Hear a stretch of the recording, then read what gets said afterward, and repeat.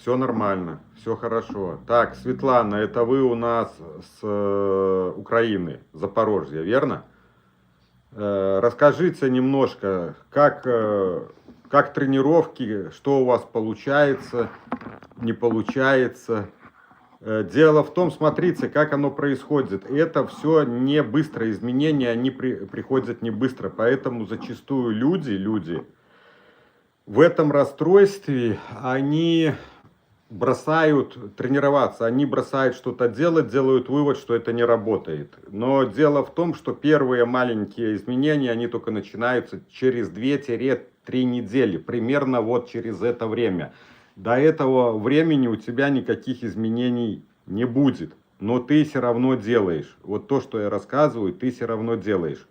К тебе будут приходить мысли: не делай этого, это все ерунда, у него другое что-то было, а у тебя что-то такое, именно твое индивидуальное, у тебя не такое, как у него. И вот такие мысли, они как бы тебя все время отговаривают, чтобы ты ничего не делал. Они все время отговаривают, чтобы ты ничего не делал, и люди зачастую, веря этим мыслям, либо делая какие-то неправильные выводы по своему видению, они перестают тренироваться. Пример. То, что мы себе говорим, со временем начинаем верить. То есть убеждение у человека укрепляется примерно, вы знаете, раньше этот стандарт был 21 день, но по последним данным промежутки эти могут разниться. Кого-то больше надо времени, у кого-то меньше. Второй момент, когда у тебя там уже все сильно укоренено, укоренились твои эти все убеждения старые, то их очень тяжело взломать. Я помню, месяца мне требовалось, чтобы я взламывал старые убеждения, переформировал новые убеждения, себе вставлял.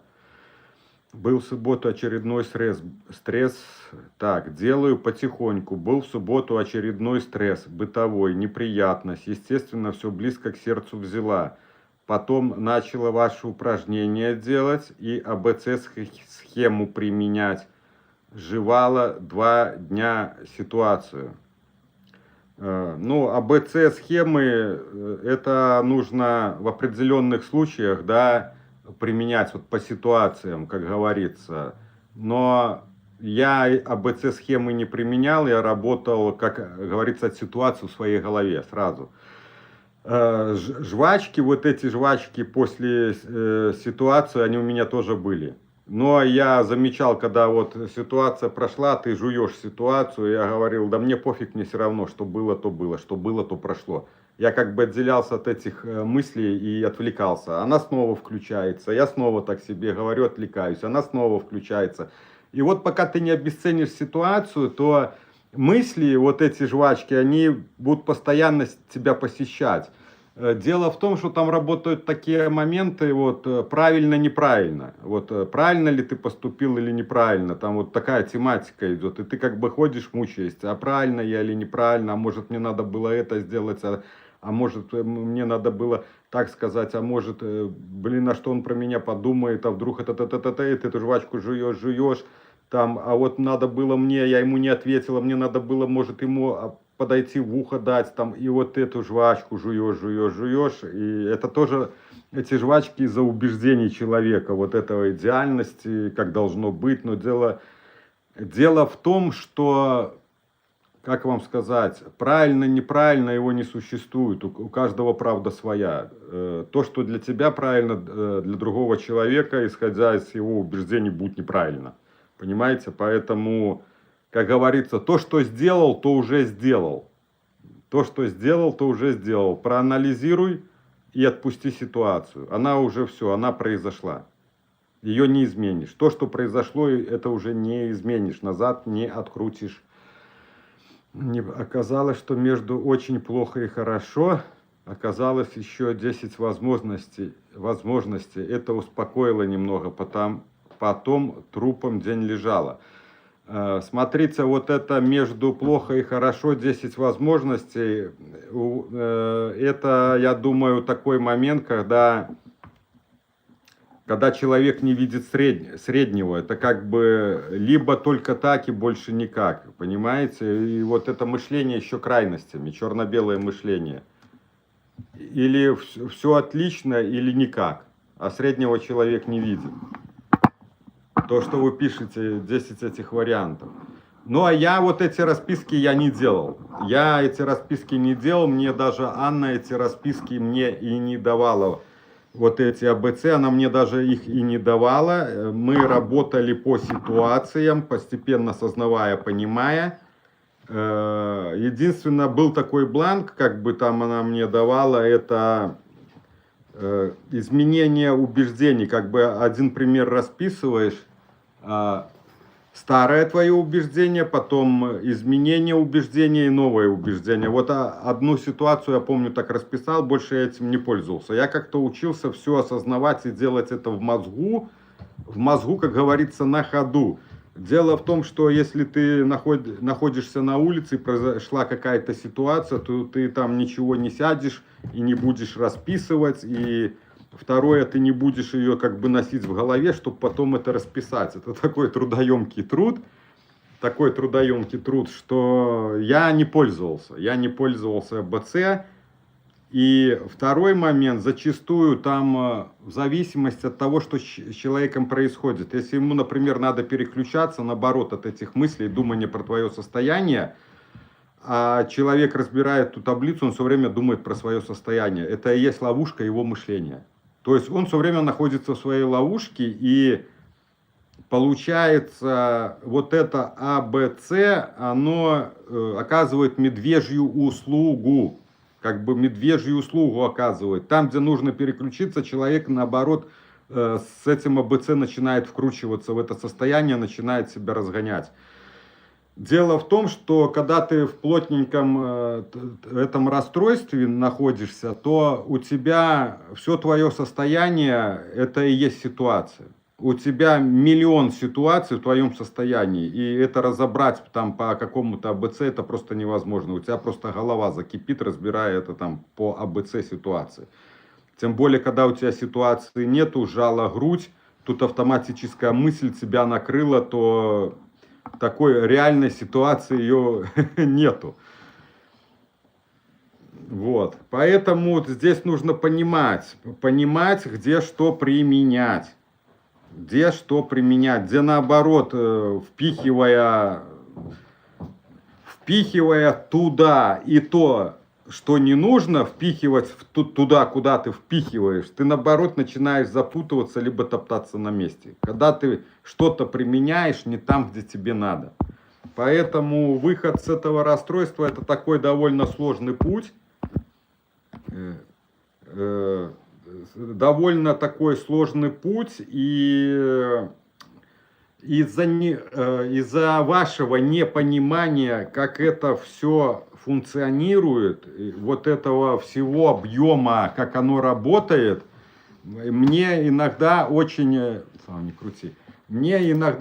тяжело ответить, практически невозможно одной фразой ответить на ваш вопрос.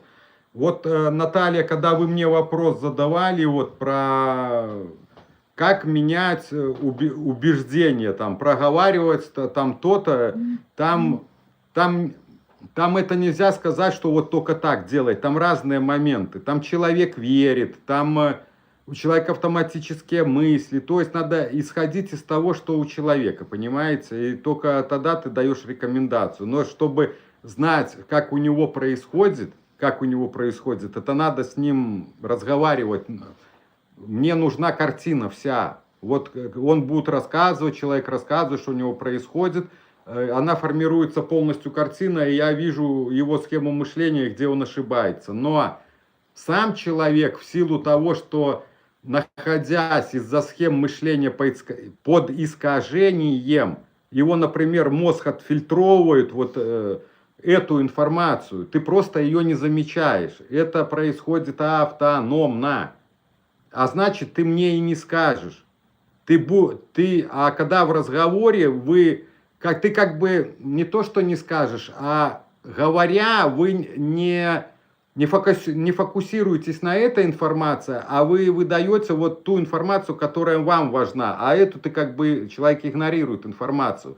И поэтому вы будете писать то, что вам важно здесь, то, на чем вы сфокусировались, вы сюда будете записывать. А то, что ваш мозг пропустил вы на автомате, вы просто не увидите. А вот в том и кроется момент истины, понимаете? В том, что вы пропустили. Так. Здравствуйте, как понять, что вышел из невроза? Как понять, что вышел из невроза? Смотрите, это будет такое ощущение, что это было не с тобой. Что это было первый момент, как бы не с тобой. Второй момент, если и с тобой, то где-то это далеко. Это как будто в другой жизни, вот это состояние было с тобой. У меня есть ролик, в программе есть ролик, что такое выйти с этого расстройства. Вот там я вот это объясняю. По каким признакам понять, что ты вышел с этого расстройства. С расстройства. Как Анна сказала, ваши мысли станут просто мыслями. То есть они не будут уже по вам работать. Ваши мысли станут просто мыслями. Ну вот я рассказываю свое ощущение. У меня было такое ощущение, что это было как бы вроде бы и не со мной, и одновременно это где-то далеко. Это где-то далеко, даже не в этой жизни. Где-то вот далеко-далеко это было. С детства плюс жизненные стрессы, и теперь война. Очень тяжело. Да, Светлана, очень тяжело. Но смотрите, как вы будете думать, ребята, как у вас будет работать мышление. Нам же рассказывали, что стрессы это плохо, стрессы это, они влияют на здоровье, они забирают у тебя там здоровье там и так далее. У нас есть в голове эта информация, которую мы приняли с каких-то, ну, средств, да, там, с телевизора, там, с гаджетов, там, с компьютеров. Вот. НАТО благодарим, но НАТО лучше, Наташ, лучше на карту закидывается, потому что с Ютуба там еще процентов столько забирают, как бы, и нам 30%. Снимать. 30% Ютуб забирает, поэтому лучше перекидывайте, у нас вверху есть карта на карту. На Сберкарту. Да, на Сберкарту, либо на Бусти. Ну, да, лучше, ну если возможно, на Сберкарту, если нет, там на Бусти. Благодарим, Наташа, благодарим. Ничего страшного. Поэтому, смотрите, вот я вам привел примеры, вот это чувство, по которым ты определяешь, что ты вышел с этого состояния. Это еще такой будет момент, это будет, я называл Куликово поле. Почему Куликово поле? Это Первую мировую войну было поле, на котором произошло перелом войны, да, то есть русские стали побеждать там французов, да, по-моему, если я не ошибаюсь, это французско-русская с Наполеоном война была, и битва была на поле Куликова, это был переломный этап. Переломный этап в этом неврозе это происходит, это появляется у тебя чувство, что я выйду с этого состояния, но путь еще не закончен. Это вот будет середина пути примерно. Это появляется чувство, сначала оно может быть неустойчивое, но потом оно становится устойчивое, что я выйду с этого состояния. Это чувство, это чувство. У меня было это чувство. Все, я стал верить, что я выйду с этого состояния. Но работу над собой я продолжал дальше, потому что путь еще был не завершен. Не завершен. Так, вернусь к Светлане, к стрессу. Видите, перепрыгнул как бы с одного вопроса на второй вопрос.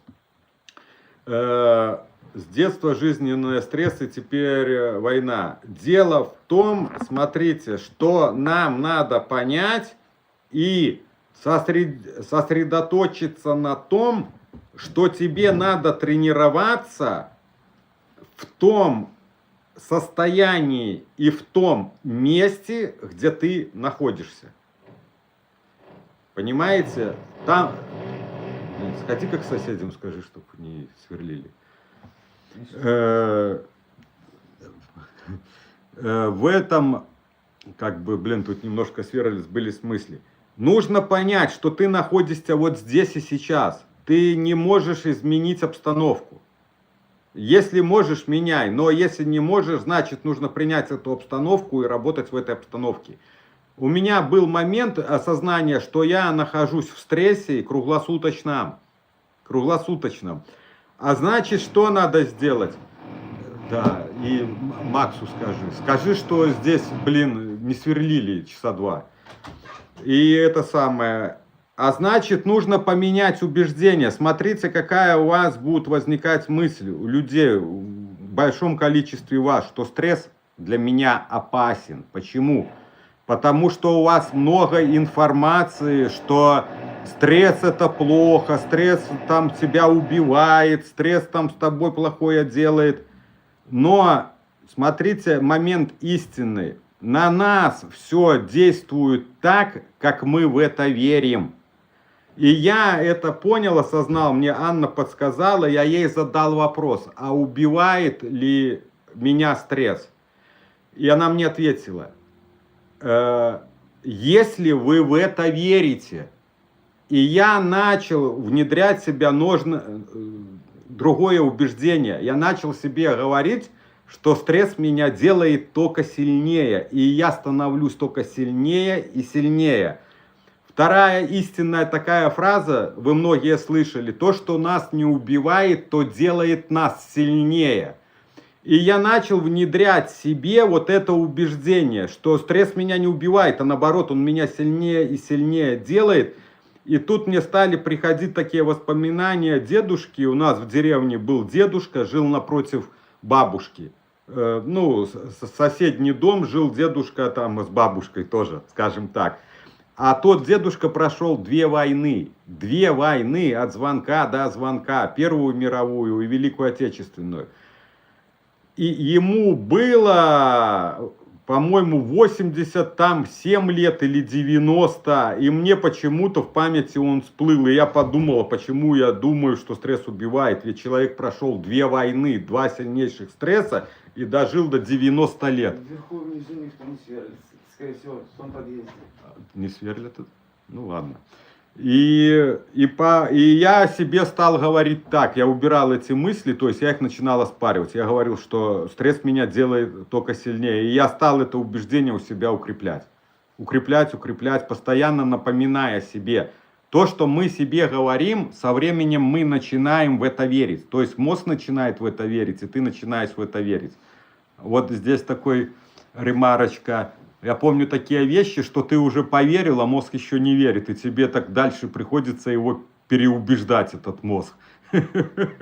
Как бы ты веришь, а мозг еще не верит. И ты ему дальше пытаешься его убедить в то, что ты говоришь. Свой мозг пытаешься убедить. Я еще так удивлялся, ё-моё. Я отдельно, мозг отдельно. Я верю, мозг не верит, ё-моё. Как такие вещи происходят. Вот. Так, кому нравится, ставьте лайки, пишите, поддерживайте канал, у нас есть ссылки, по возможности финансово, чтобы мне очень понравилось то, как на меня действует положительное утверждение, реально прибавляют силы. Так все правильно. Смотрите, мы есть то, как мы думаем, правильно? Думаем плохо.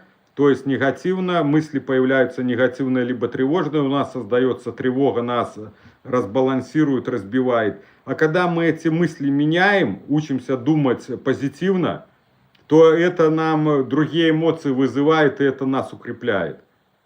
И то, что мы себе говорим, это укрепляется в мозгу, и когда ты начинаешь в это верить, все, у тебя уходит тревога. Понимаете, как оно работает? А убеждения укрепляются проговариванием, постоянным проговариванием. Чем больше говоришь, тем сильнее в это веришь. Вот как оно работает.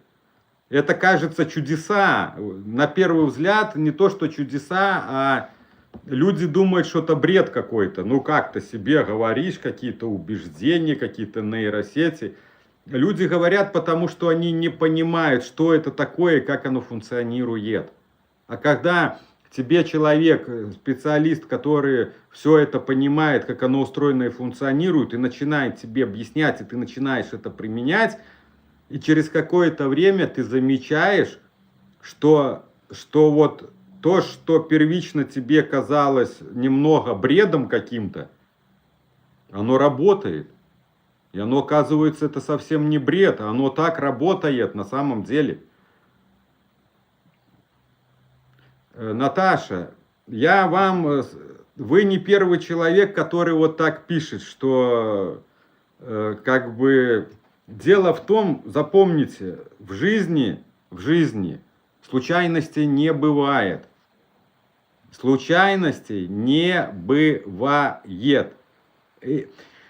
Вам кажется, что это происходит случайность, но на самом деле, когда ты начинаешь анализировать свою жизнь и начинаешь слаживать пазлы,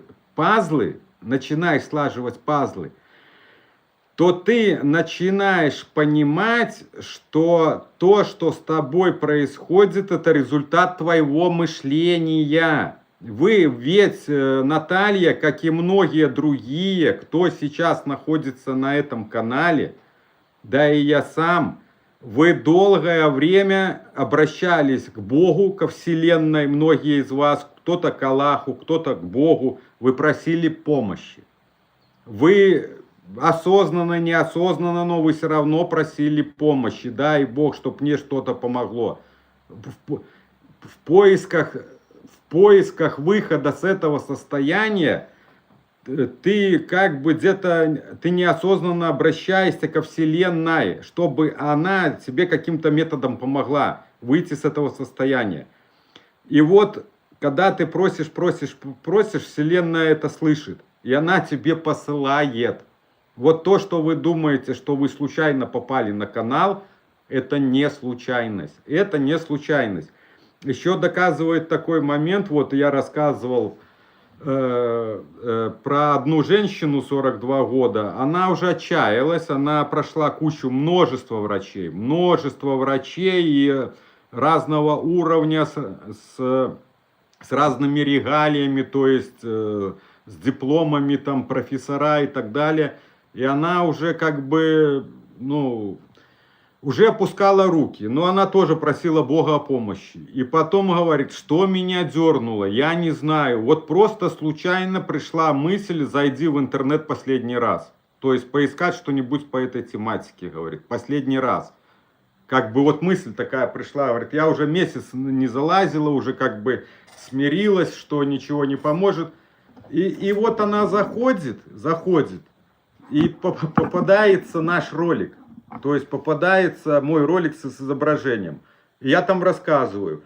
И ее это зацепило, то, что я рассказываю. И она находит мой контакт и связывается. И вот она уже вышла с этого состояния. Хотя человек уже все опустил руки. Но Вселенная все равно услышала. Ей его очень помогают. Смотрите. Вот хорошая тематика, Светлана. Так, что вы зацепили, это про молитвы. Молитвы это есть не что иное, как... Смотрите, когда вы говорите, вы отделяетесь от мыслей. Понимаете, почему помогают молитвы человеку? Но он это делает неосознанно. Он не понимает, как вот это все устроено и работает. Смотрите, вот... У человека появились мысли какие-то пугающие, либо тревожные, да, в мозгу появились. И он что? Он начинает читать молитву. Когда ты читаешь молитву, ты в это время отделяешься от этих мыслей, которые у тебя крутятся в голове. Ты не обдумываешь те мысли, которые у тебя в голове, а ты сосредоточен на молитве, на словах. То есть идет простое отделение от мыслей. Поэтому... Мы точно так отделяемся, когда проговариваем, но я это делал осознанно и встраивал еще одновременно в себя убеждения. Понимаете, как это работает? То есть молитва это аффирмация, которая тебя разделяет с мыслями. Которые у тебя появляются в мозгу, ты начинаешь читать молитву. Первое, ты не обдумываешь те мысли, которые у тебя крутятся в голове. Второе, ты разделяешься с этими мыслями. Вот как это работает. Да, вот, Наташа, ставьте лайки, да, ставьте лайки, чтобы тогда больше YouTube он будет видеть активацию, когда ставят лайки, алгоритмы YouTube, программы считывают, что канал интересен, и тогда YouTube начинает раскидывать канал, то есть он начинает подкидывать другим людям. Понимаете, мы топчемся уже 3 года, подписчиков очень мало, а срок уже большой. Ну там получается вот момент, никак не может канал пойти, то есть мы никак не можем прорваться. Еще такой момент, пишите, вот то, что вы сейчас пишете, у нас на канале этого не будет. А именно в тех роликах, которые у нас на канале, пишите тоже свои там... свои комментарии на канале, потому что вот этот стрим, что мы ведем, вот этого всего, что вы пишете в чате, то есть вот этого чата, уже когда мы закончим, на нашем канале его не будет. Его не будет. Почему, я не знаю, YouTube это убирает. То есть там будет просто эфир без комментариев. И поэтому там надо, ну, чтобы вы снова писали комментарии, как бы. Сержант Байзи, так, сержант говорит привет. Так, здравствуйте, так, салам. Вот, видите, у нас все больше и больше людей разных национальностей, разных вероисповеданий, разного менталитета. Но мы здесь все мы люди одинаковые, неважно какого мы цвета кожи, какой мы веры, мы люди, у нас во всех руки и ноги, мы по образу и подобию своем мы все одинаковые. Вот. А как говорится, в любой нации есть люди плохие, а есть хорошие. Дело не в нациях, не в вероисповеданиях, а дело в самих людях. Вот в чем проблема. Так, мне очень понравилось то, как у меня действует положительное утверждение. Еще используются, Наталья, эмоции. Когда ты что-то говоришь и подкрепляешь эмоции, эмоционально говоришь, то это усиливает эффект. Это усиливает эффект. Это как 2 в 1 работает. Так, поддерживайте нас и финансово по возможности, кто сколько может. Еще такой момент. На Бустере, на Бусти у нас есть ссылка на первой странице, внизу есть ссылка на Бусти. Там программа по выходу с расстройства. Там есть программа по выходу с расстройства. Она там без рекламы. Там короткие ролики, отсортированные у нас в программу. Они будут без рекламы, они содержательные. Я там объясняю этапы, вот что со мной происходило, и даю ответы, что я делал в этой ситуации. И что я делал в этой ситуации. Как их смотреть. Ищите там, например, у вас тревога либо депрессия. Находите по названию. Там обычно у нас и 3, 4, 2 ролика одной тематики есть. Вот находите по названию, смотрите. Видите, что у вас это происходит? Оба. Все, значит, этот ролик ваш на данный момент. То есть совпало то, что у вас на данный момент, и я рассказываю в этом ролике. И вы смотрите и понимаете, что делать. Так, Саша, как избавиться от ипохондрии? Только что где-то заболел, идет страх и, соответственно, тревога. Смотрите, объясняю. Ипохондрия – это такая зараза, как и весь этот невроз, от этого всего очень тяжело избавляться. Это очень такой тяжелый труд. Я работал, можете применять метод, он такой кропотливый. Первое, это вам надо запоминать, что оно все повторяется. То есть через анализ ты же видишь, как оно у тебя происходит. Оно будет меняться, но оно будет все повторяться. Вот это ты осознаешь. Работать визуализацией, воображать себе, какой ты здоровый. Я так работал с кардионеврозом. У меня был хлесткий сильный кардионевроз. У меня только грудь сжимала, вот чего-то только проявление. Сразу мгновенная автоматическая мысль. И вот это жадие, межреберная невралгия, да, там было все что угодно в ней. и такое, как кололо и пробивало мне плечо, вот как будто арматурину тебе в плечо втаркивают, и загрудинная боль, и сжатие такое сильное, болевое. И я применял технику, работал через визуализацию. Я говорил, я здоровый и сильный, как медведь. Проговаривая, одновременно я себе воображал этого медведя. То есть я рвал вот эту цепочку. Ситуация, мысль, эмоция. Понимаете? И я рвал эту цепочку, и вот таким способом я вышел с такого хлесткого, жесткого кардионевроза, сильного. А потом, когда уже это все ослабло, я уже как бы улыбался, там, игнорировал, то есть я уже учился просто не реагировать вот на эти проявления. Но они уже потом были тусклые такие, проявления психосоматические. И еще, смотрите, второй момент, ЖКТ как работать. Это в момент, когда у тебя начинает спазмироваться ЖКТ, начинаешь работать мышцами, брюшными мышцами, прессом, иными словами. Ты начинаешь вот как будто либо волну гонять, либо вот их напрягаешь, расслабляешь, напрягаешь, расслабляешь. По факту ты начинаешь делать самомассаж своим органам. Второй момент, ты на это отвлекаешься. То есть ты переключаешься вот на то, как ты делаешь. Оба. То есть вот сжимаешь, напрягаешь, расслабляешь. Либо от напряжением гоняешь, вот как бы раз, волну эту по своему животику гоняешь.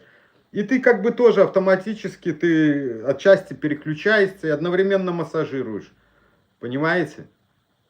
Потом, вот это я второй момент, как можно работать. Первый сказал, второй сказал. Так, что там, где-то я еще применял.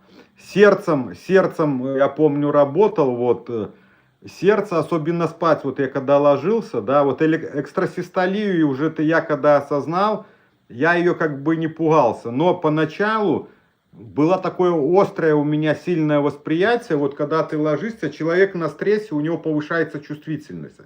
Ты становишься такой суперчувствительный человек. Ты даже можешь слышать, как у тебя по сосудам кровь течет, да, бежит кровь по сосудам. Я помню, ложусь как бы на руку, да, на бок. И все, и твой мозг полностью на пульсе. Ты слышишь, как у тебя бьется сердце. Вот прямо как будто тебе берут и кулаком в ухо. Настолько идет острота восприятия. Очень, очень сильная острота восприятия на стрессе. И я помню, а там же как оно? Потом на секунды замирает, то есть экстрасистолия сработала, на доли секунды замирает это сердце, и у тебя сразу вот мгновенно страх, бах, ну, мысль в голове. А вдруг остановилась? Ну, идея вот так сразу, раз, и страх мгновенно возникал. Я помню, думаю, нет, на руке не получится. Ложусь на спину, чтобы, ну, снимаю голову с руки, с пульса, ложусь на спину, но мозг тут же у тебя уходит на сердце. Все, ты лежишь, и ты видишь, ты прямо видишь свое сердце, как оно, вот чуть ли, аж грудь подпрыгивает. И я помню, что я начал делать, я начал воображать, какое у меня здоровое, сильное сердце, как у быка. И я прямо вот воображаю и говорю, у меня здоровое, сильное сердце. Вот как мантру начинаю читать. У меня здоровое, сильное сердце. У меня сосуды чистые, эластичные. И вот так читаю, и я замечаю, раз только вот это от кортизола, да, вот этот сильные, мощные удары.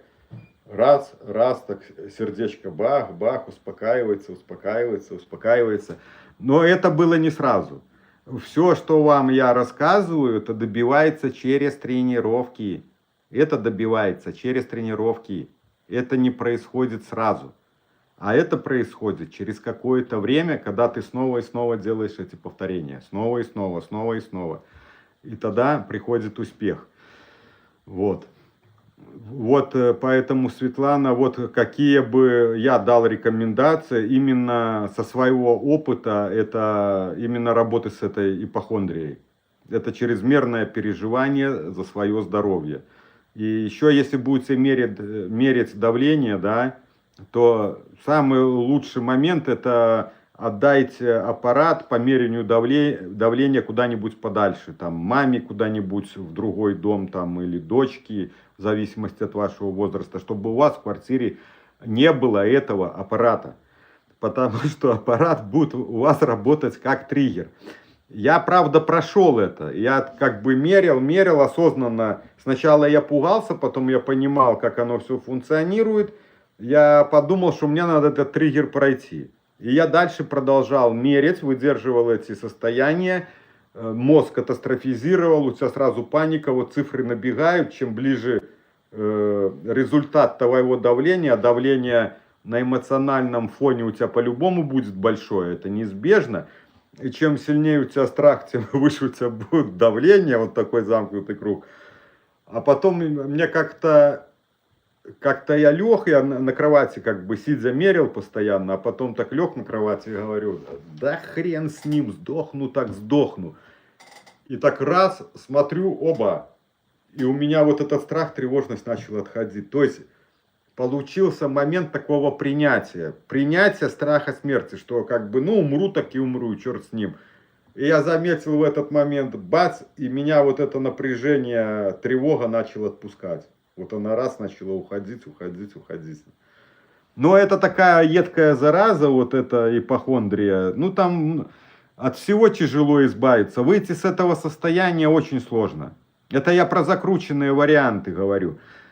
Я больше наш канал, я как бы его нацеливаю именно на тех людей, которые уже находятся чуть ли не десятилетиями в этом расстройстве и которые уже потеряли надежду нормальной жизни, которые уже пришли и либо отчасти начали приходить к такому пониманию, что с этого состояния не выйдешь. Так вот, я вам скажу, что выйдешь. И невозможного ничего нету. Вопрос лишь твоих тренировок и упорства. Ну и, конечно, алгоритм знания, как оттуда выбраться. Вот то, что мы создали на этом канале. Вот эти объяснения, дорожки, понимание, как оттуда выбраться. У меня, слава богу, давление всегда в норме, и это успокаивает меня. Ну вот, Светлана, хорошо, я так понял, что вы его не меряете, не надо его мерять, давление, оно хорошо. Считается разновидностью невроза, так ведь? РПП, а расшифруйте, Наташа, РПП. Расшифруйте РПП.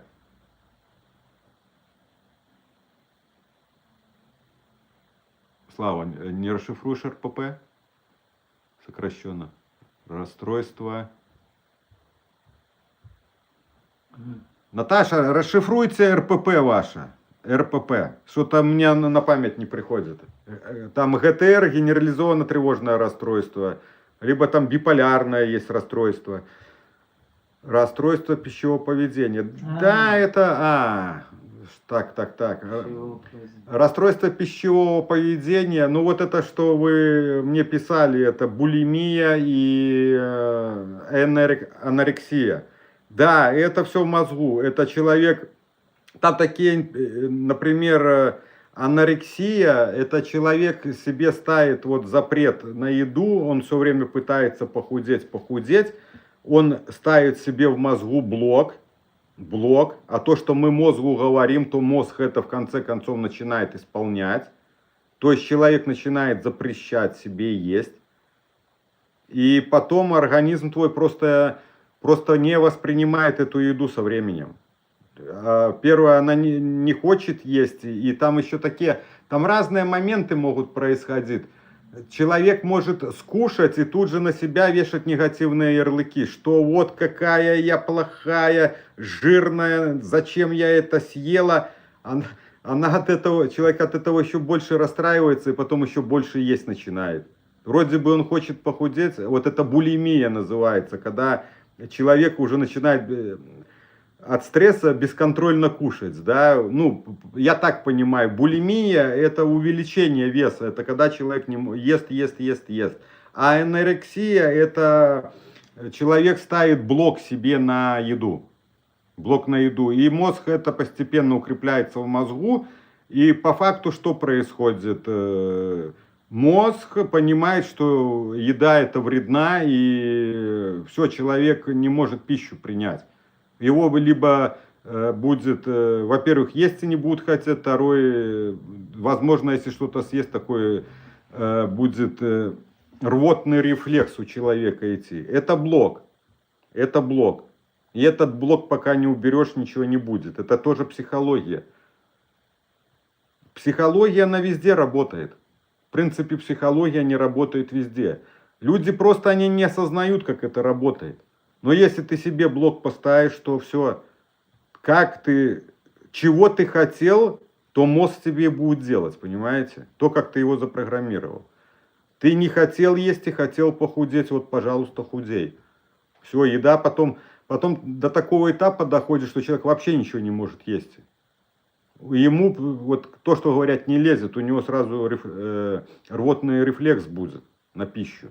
И все, а пища тебе не поступает, соответственно, нету организму, от чего брать там минералы и так далее.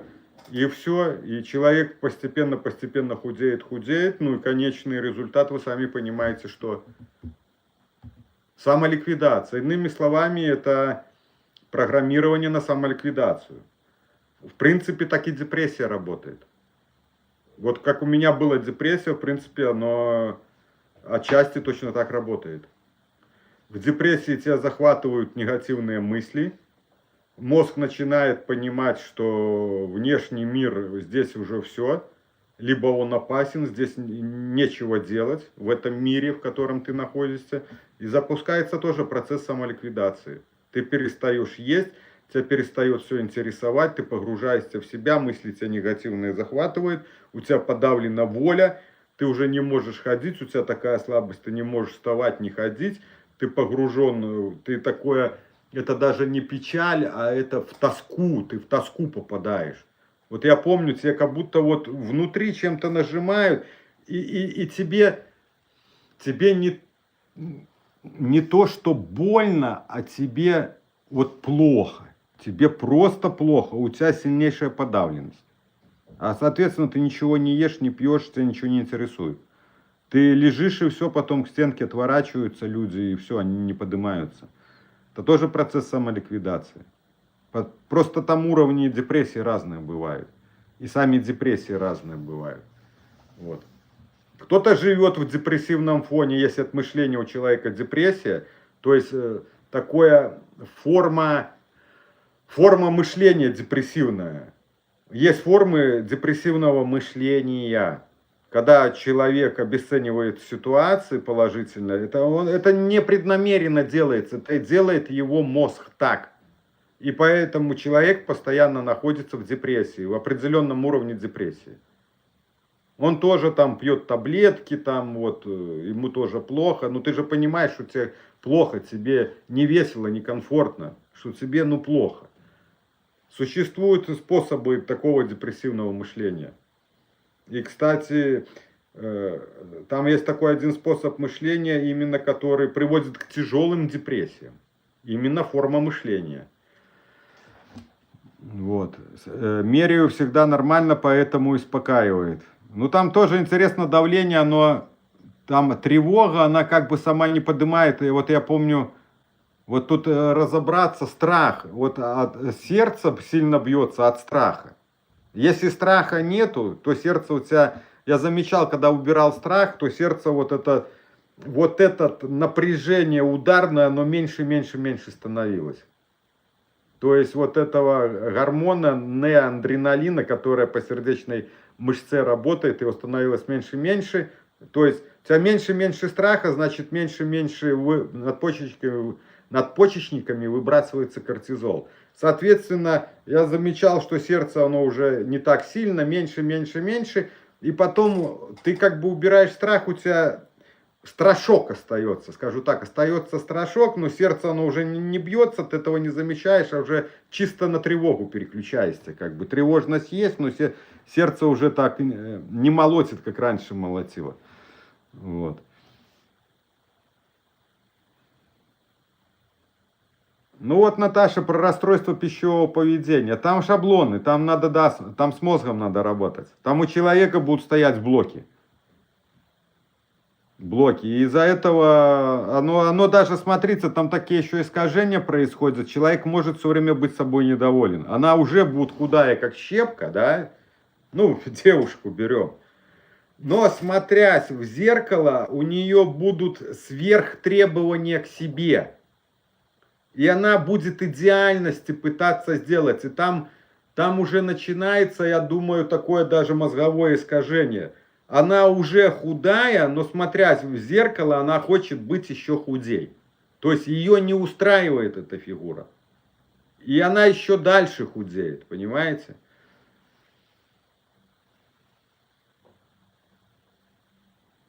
Как работать с депрессивным мышлением? Наташа, надо... Мне так тяжело объяснить. Мне там раз, два, там три варианта есть депрессивного мышления, понимаете? То есть здесь мне это тяжело объяснить. Я вот вижу в человеке, как он мыслит, и тогда я замечаю, какие автоматические мысли у него возникают, каким способом он мыслит. Там автоматические мысли возникают, которые обесценивают, например, ситуацию. Например, ну, приведу один пример. Идете вы по улице, встречаете знакомого, который делает вам комплимент. Ого, Наталья, какая ты красивая. Ну, какая ты красивая. Здесь же у вас может возникнуть автоматическая мысль, он мне льстит. Эта мысль возникает непреднамеренно. Но эта мысль обесценивает этот комплимент. Вы его как бы обливаете холодным душем. А из-за этого вы и не испытываете радость. Правильно? Если бы вы комплимент восприняли, который относится к вам с радостью, то есть что это так и есть, как сказал этот знакомый, то у вас бы что? У вас бы радость пошла, правильно? У вас бы эйфория там какого-то уровня была. А когда ты обливаешь автоматической этой мыслью, это непреднамеренно происходит, то ты можешь расстраиваться. Понимаете? Либо ты можешь подумать, это он делает специально, на самом деле это не так, как оно есть. На самом деле. А как бы он делает вам это специально. И это снова вас расстраивает, понимаете? Да, нужно работать с автоматическими мыслями, но, как вам объяснить? Нужно понимать формы мышления, вот эти схемы мышления, чтобы понимать, что отслеживать, понимаете? И понимать, какая у тебя форма мышления. Вот здесь включилась черно-белая, вот здесь включилась как бы негативное, вот здесь включилось там отдолжествование, то есть вот такие вещи, потому что, как правило, они переплетены. Ошибки в мышлении, они составляют твою схему мышления. Как правило, у человека там 3, 4, 6, образно 5, 6, она не одна, а там их будет несколько, даже 3-4, и они будут переплетены. Здесь одна сработала, здесь вторая. И их надо все знать, как, скажем так, как таблицу умножения. Наизусть, вот ночью, чтобы вас подняли, и вы знали эти 10 ошибок мышления. И понимали их, осознавали. Я вот как выходил, я видел в ситуациях, я даже вот со стороны видел, какая у меня ошибка в мышлении сработала в данном моменте, понимаете? Это как бы со стороны видел. И я ее осознавал, а моя ошибочка в мышлении сработала. Потеют руки сильные, кружится голова. Плюс боль в левой руке и подмышке. Постоянно. Так, помогите. Как переучить мозг не пугаться симптомов? У меня потеют руки сильно и кружится голова. Плюс боль в левой руке и в подмышке. Постоянно раскручиваю. Мне очень плохо. Так, Тензер. Так. Ну, что могу вам посоветовать вот в данный момент по вашим записям? Там я объясняю, комплексная работа, но учитесь в этот момент смеяться, начинать хохотать. Как только идет у вас проявление, начинайте смеяться с него. А смех тренируйте осознанно, специально. Включайте телевизор, учитесь смеяться. Чтобы вы могли в нужный момент сами специально вызвать смех. Вот у вас рука начинает неметь, и ты начинаешь с нее хохотать. Все, ты в этот момент не обдумаешь, вот ты рвешь эту цепочку, у тебя не идет катастрофизация, понимаете? Ты не даешь вот этой автоматической мысли усилить тревогу, а соответственно усилить вот это проявление. Ты как бы рвешь цепочку. И когда будете смеяться, анализируйте, что происходит, как этот симптом начинает терять свою силу. Понимаете? Вот это анализируйте и развивайте. Ах, Наташа, вот вы все с этим пофигизмом. Не везде там пофигизм работает. Понимаете? Можно развить пофигизм, да, так, что тебе вообще и семья будет пофиг и все остальное. Поэтому с пофигизмом надо тоже аккуратно очень. У меня было такое пару месяцев, даже 3 месяца. Я говорил, да мне пофиг, я все обесценил. И потом думаю, нет, так не пойдет, надо жить, работать. А я хожу, ты такой спокойный, блин, ты довольный, ты спокойный. И это тоже не совсем как бы здорово, когда тебе абсолютно пофиг. Ты становишься, как сказать вам, как немножко как учит Лобковский. Он же чему учит, чтобы быть, как-то этот термин применяет Слава, когда человеку на всех пофиг. И на все пофиг.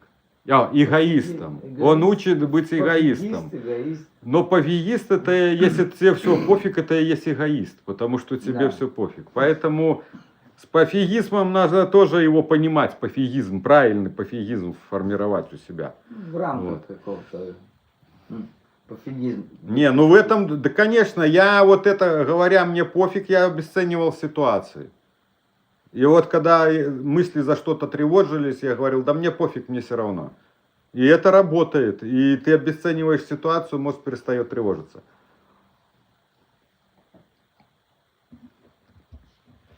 Так, ребята, не забывайте ставить лайки, поддерживать канал. И лайками, и по возможности, да, финансово, Ссылка если на есть карточку возможность. есть Ссылка вверху есть на карточку, также на донаты. Также на донаты, если кто-то с дальнего зарубежья какого-нибудь, есть донатион на Бусти, да? Да. Донатион на Бусти есть. Донат на бусте. И иудизм не признает Также программа. миссию Иисуса Христа. Почему Иисус Христос для мусульман пророк? Искать в Википедии. Ага. Так, пойдем. Ну, я, конечно... Так, что делать при дереализации? Спасибо. При дереализации вам надо понять, это ваш мозг защищает ваш, скажем так, от, если в вашей трактовке внешний мир опасен, то от внешнего мира. Второе, он еще вас защищает от остроты восприятия мыслей. То есть...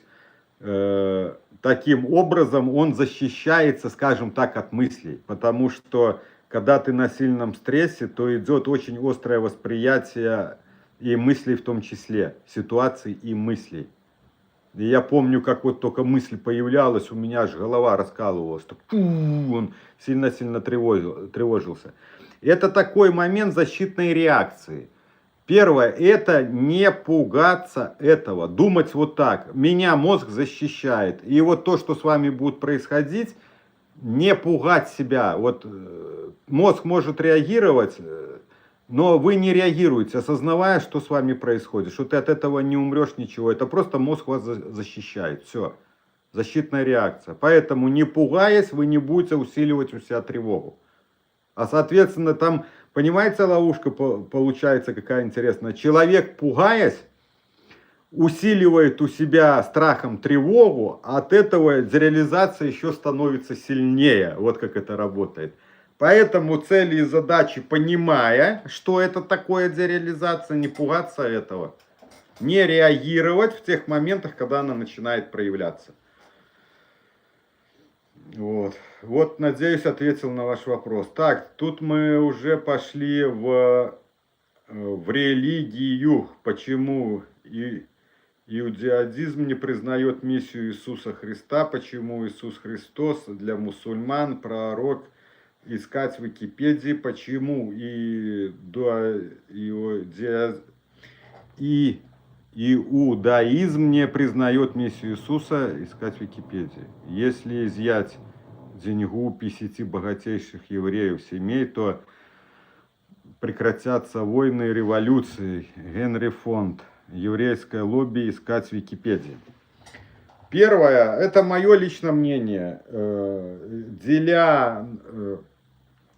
Деля Вселенную по Богу, Аллаху и так далее, вот всем людям, если бы они осознали, что как бы мы его ни назвали, либо Аллах, либо Бог, это все одно лицо. Это Вселенная. Это такая вселенская нейросеть. Это и есть и Бог, и Аллах, и так далее.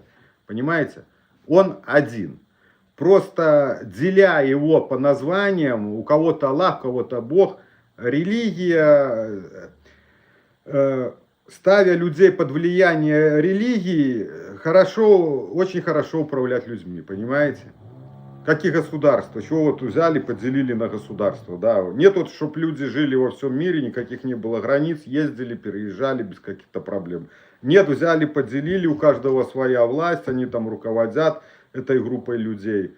Ну, это мое мнение. Вот и если вы это осознаете, что возьмем какое-нибудь нейтральное название, не Аллах, не Бог, не еще там кто-то, а Создатель. Все, вот одно название для всех, для христиан, для мусульман, для иудеев. Создатель. Он один на всех. Все. Тогда не за что нам будет разбираться, и плюс правила, которые навязаны, в том нельзя ходить, в этом можно. У одних женщинам то нельзя делать, во-вторых, там можно, а в нашей вере нельзя, а в вашей вере можно. Это не про веру, это про договоренность людей между собой, по каким принципам образно там мы будем жить. Какие-то единые правила. Приходить в разговорах, в беседах к договоренностям. Вот тогда будет всегда мир на земле. Никто не будет никого бить там за некую вымышленную правду, доказывать там, что это так, а не так. Вот и все. Понимаете? И когда люди это осознают, и тогда и все начнет меняться. Это называется осознанность, когда приходишь к осознанию.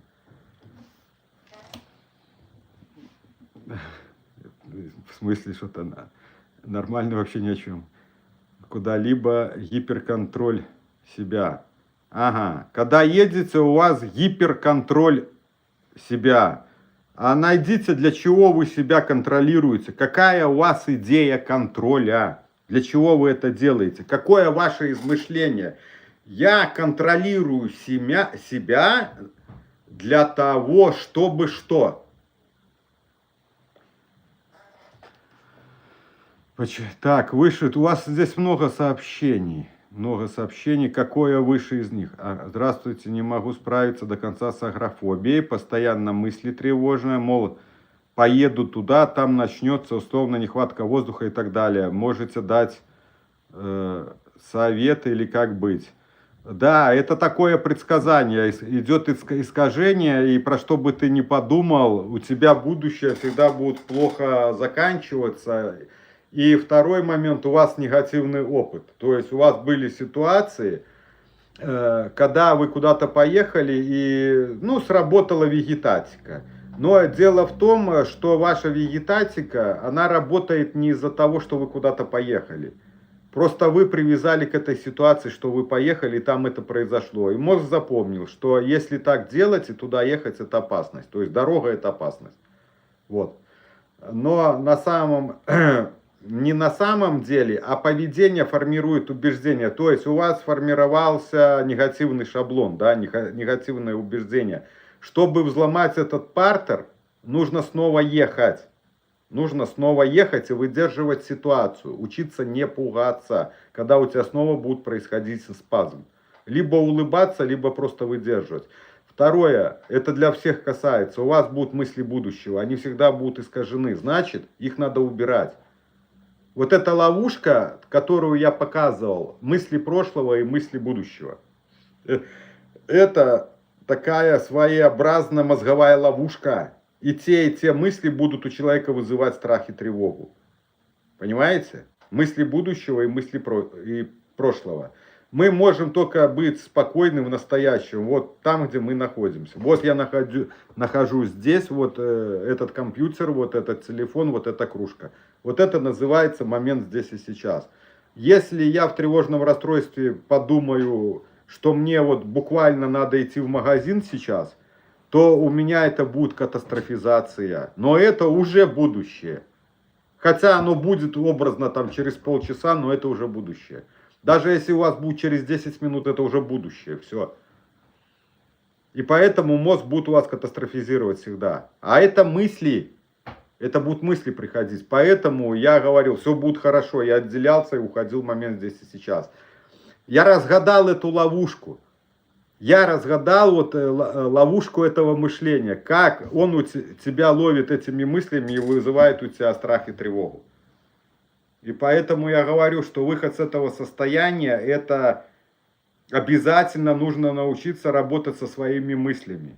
Без этого шансов на выход, это я говорю про тяжелые уже состояния, ну про такие глубокие, равны нулю практически. Ну всегда не может быть, да, 100%, скажем, равны... Что ты не выйдешь, ну, я бы дал там 98%.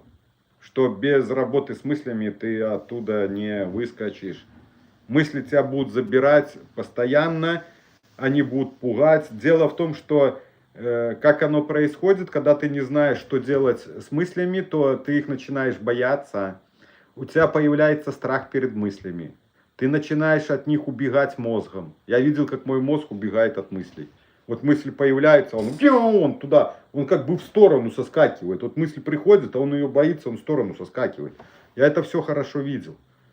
То есть формируется такой страх не перед ситуацией, а перед мыслями уже начинает формироваться страх перед теми мыслями, которые к тебе приходят.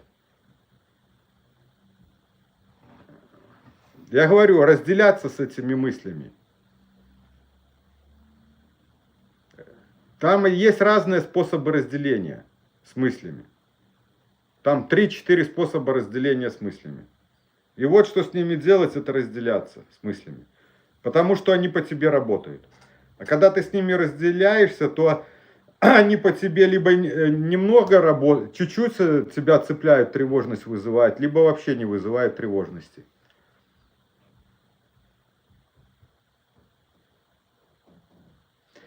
Астения, смотрите, астения, это у вас от тревоги, у тебя такое реально нету сил, у меня такое было. Что у тебя нету сил, это тебя выматывает так тревога. Но потом, когда я через силу тренировался, так, за Шираторзава, сходите, пожалуйста, вы дома находитесь, сходите на кухню, наберите такой тазик какой-нибудь, воды холодной, и туда набросайте чего-нибудь замороженного в эту воду. И вернитесь обратно. И когда вернетесь обратно, напишите, я пришел вот с этой емкостью, с этим тазиком с водой. Вот идите, вот сделайте то, что я говорю, и вернитесь обратно. У Александра есть программа, там все есть. Да, Наташа, вот Наташа вам подсказывает. Вы мне задаете вопросы, практически, ну, все ответы на ваши вопросы, они есть в программе, но там все разложено как вам сказать, там все разжевано поэтапно. Единственное, что надо научиться слушать. На тревоге человеку тяжело сфокусироваться. Он все время в себе, у него смешанное такое мышление, оно даже зачастую может и не быть, ты не можешь сосредоточиться. Вот единственная, ну скажем, практически единственная проблема, которая человеку не дает вникнуть в то, что я рассказываю. Это не дает ему тревога. На тревоге человек не может сосредоточиться. А чтобы что-то понять, что тебе пытаются донести, это нужно сосредоточиться. В большей и меньшей степени, чтобы что-то уловить. Со мной такое было. Я, когда ездил к Анне на прием, да, 2 раза, поначалу я ездил 2 раза в неделю на прием. И вот за 1,5 часа беседы ты сидишь, вот ты на тревоге, ты пытаешься, а не можешь сосредоточиться, и тебе за весь разговор влетает в мозг вот только такая маленькая крупиночка. Будет маленькая крупиночка. И вот эти крупиночки постепенно ты сначала одна влетела, ты постепенно тренируешься, тревожность понижается. Ты, во-первых, осознавать больше начинаешь. Ты же сначала заходишь как первоклассник, ты не понимаешь, что с тобой происходит, что такое тревога, что такое психология. В вашем же понимании, в основном у людей понимание психологии того куку. Это там вот лежат эти, которые ходят в одеждах в полосочку, да, сдвинутые на голову. Вот это понимание психологии у людей зачастую. Это сейчас уже немножко интернета, люди начинают разбираться. А у меня было такое представление. Психиатр, психотерапевт, это связано с психами. И получается что тогда? Получается, я псих стал какой-то, что я ненормальный стал. Если мне говорят, мне надо к психиатру, к психиатру, к психу, да, то получается со мной что-то уже с головой. Блин, меня заберут, наверное, в больницу, блин, и я не увижу больше семью. Я там буду как арестант, я буду становиться дурачком, я буду не узнавать своих родных, я буду смеяться все время, как дурачок, по причине и без причины. И вот так ты себя начинаешь запугивать. А эти ж мысли, они тебя запугивают. У тебя такое понимание, что все, вот эта жизнь, которая у тебя была, она закончилась.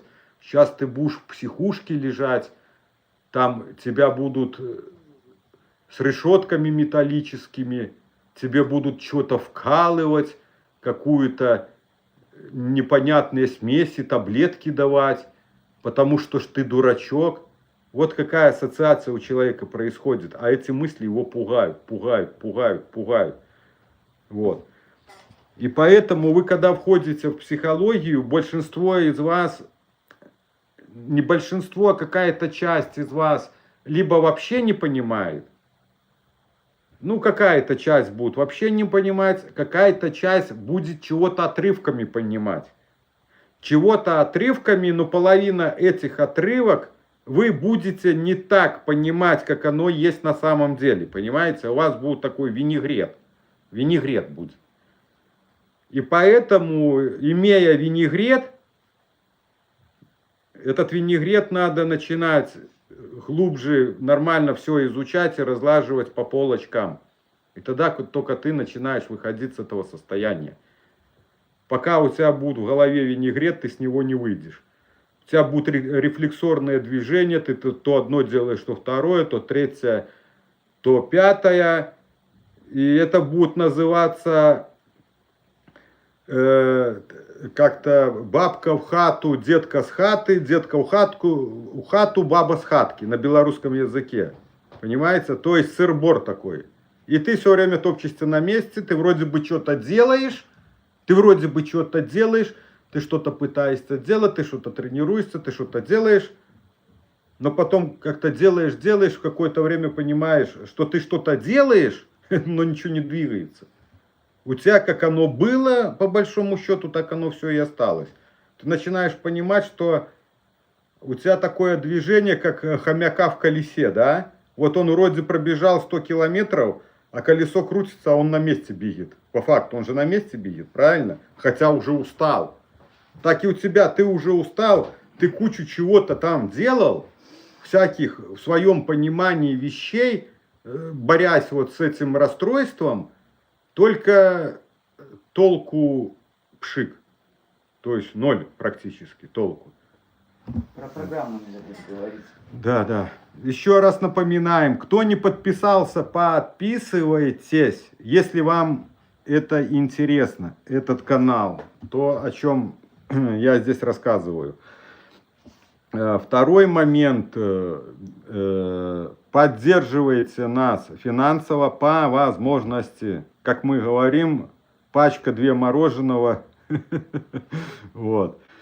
И второе, вот еще раз напомню, есть программа, главная страница. Программа по выходу из тревожного расстройства. На главной странице есть ссылка на Boosty. Там находится программа по выходу с тревожно-депрессивного расстройства.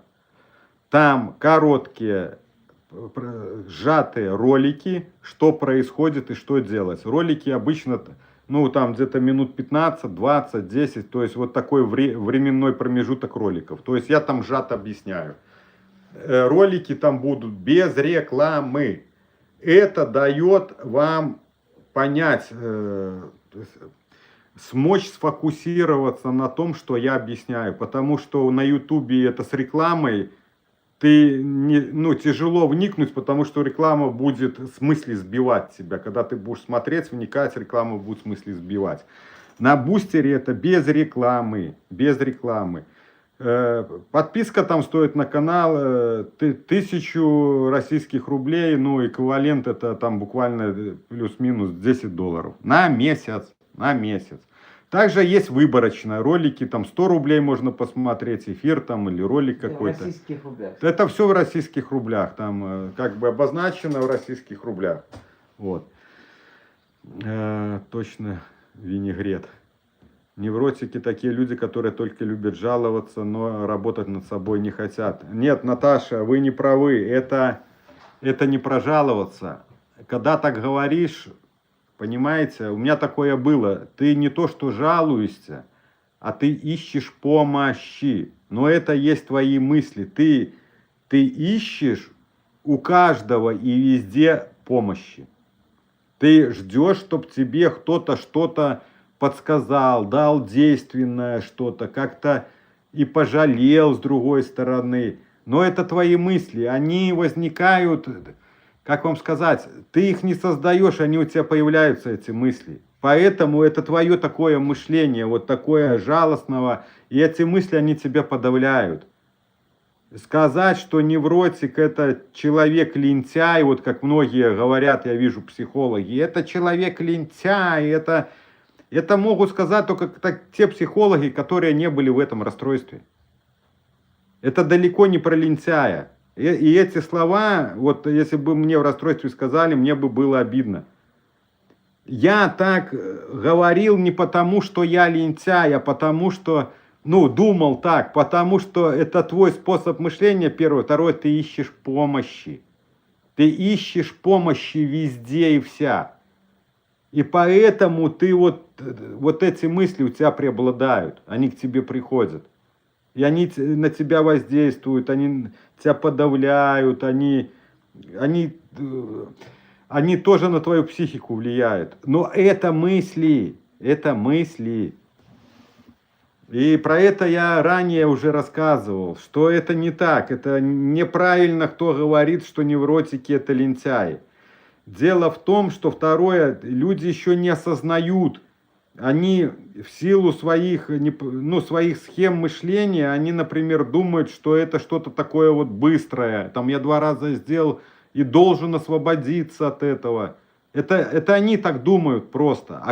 Но ты все равно рано или поздно приходишь к пониманию, что тебе надо вкалывать, что тебе надо тренироваться. И постепенно, когда тебе приходит это сознание, ты начинаешь тренироваться, как я говорю, на все 120. И тогда ты постепенно входишь в тренировки. Ты же все время тренируешься, то есть твой мозг все время занят. И все, и эти мысли тебя не посещают, потому что ты все время тренируешься. Вот как только дай вот этому, как вы сказали, ноющему, тревожному человеку палочку, правильное направление, то буквально, ну если не сразу, то в течение ближайшего времени он перестанет ныть, он начнет тренироваться. То есть он увидит, ему как бы дашь вот это направление, которое он искал десятилетиями, ты ему дашь эту помощь. И когда он что будет делать, он увидит, что получается, и все, и он за это схватится и будет идти только вперед. И он перестанет ныть. Вот как это происходит. У меня все это было, я все время анализировал, и я размышляю, я смыслы ищу, и почему я говорю, это неправильно назвать, что тревожные люди нытики и лентяи. Это неправда, далеко это неправда, и поэтому вот я попытался со своего видения объяснить, почему люди, вот они, как говорят, все время ноют. Это к ним мысли приходят, и они все время помощи ищут, понимаете? Вот как это работает.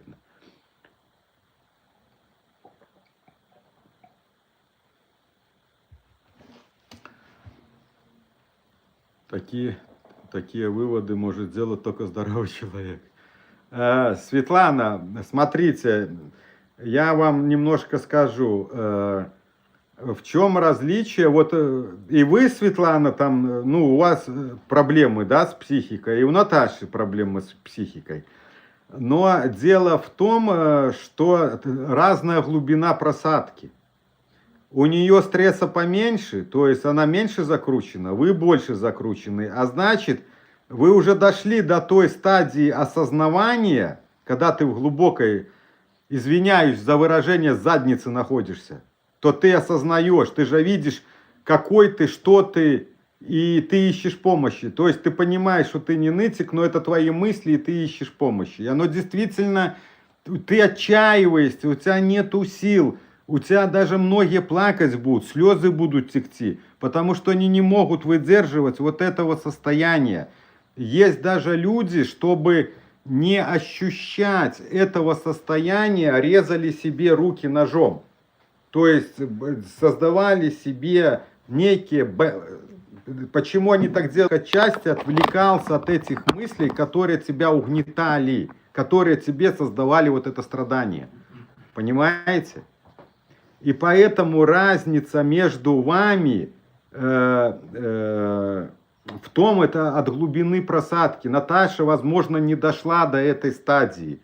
Поэтому, а еще она, вот она сейчас думает, блин, откуда Александр знает. А еще она ходит по разным сайтам, тоже по разным сайтам психологов Наташа ходит. И она слушает разных психологов. И там зачастую они говорят, ой, тревожные люди, это нытики, вот они не работают над собой. И вот это слова этих психологов, это слова не Наташи.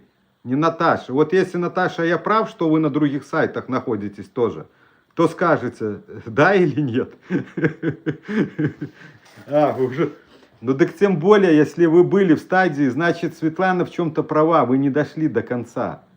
Либо, возможно, ваше выражение неправильно поняли, что это нытики, люди и бездельники, как бы. Ну ладно, мы тут не будем, как бы, да, точно. Так, что вы меня назвали здоровой, значит, Александр все доступно объясняет. У меня ставили ГТР, да, генерализованное тревожное расстройство. Оно-то, смотрите, они будут ставить диагноз, он во всех одинаков. Но глубина просадки, глубина там, диагноз, он во всех будет, ну как сказать, там, генерализованное там расстройство, либо тревожно-депрессивное. Диагноз, он будет, вот 3 человека, у них будет один диагноз. Но у этого человека легкая стадия, он еще не вкрутился. А этот человек уже за 10 лет, он огонь, воду и медные трубы, он уже так закрутился, что у него весь букет. Хотя диагноз будет стоять у них во всех одинаковый. Понимаете? Глубина просадки, вот важный момент. И чем глубже ты сидишь, тем больше у тебя вот этих радостей, в скобках, да, которые множатся и присутствуют с глубиной закручивания в это состояние. Ведь как оно начинается? Оно начинается с панических атак. Первое, у тебя накрывает паническая атака, у тебя появляется страх. И они на тебя начинают повторяться, эти панические атаки. Снова. А потом к паническим атакам подсоединяется психосоматика. Оба. Все, ты уже, то тебя кроет, то у тебя рука млеет, и уже рука млеет, и у тебя паническая атака.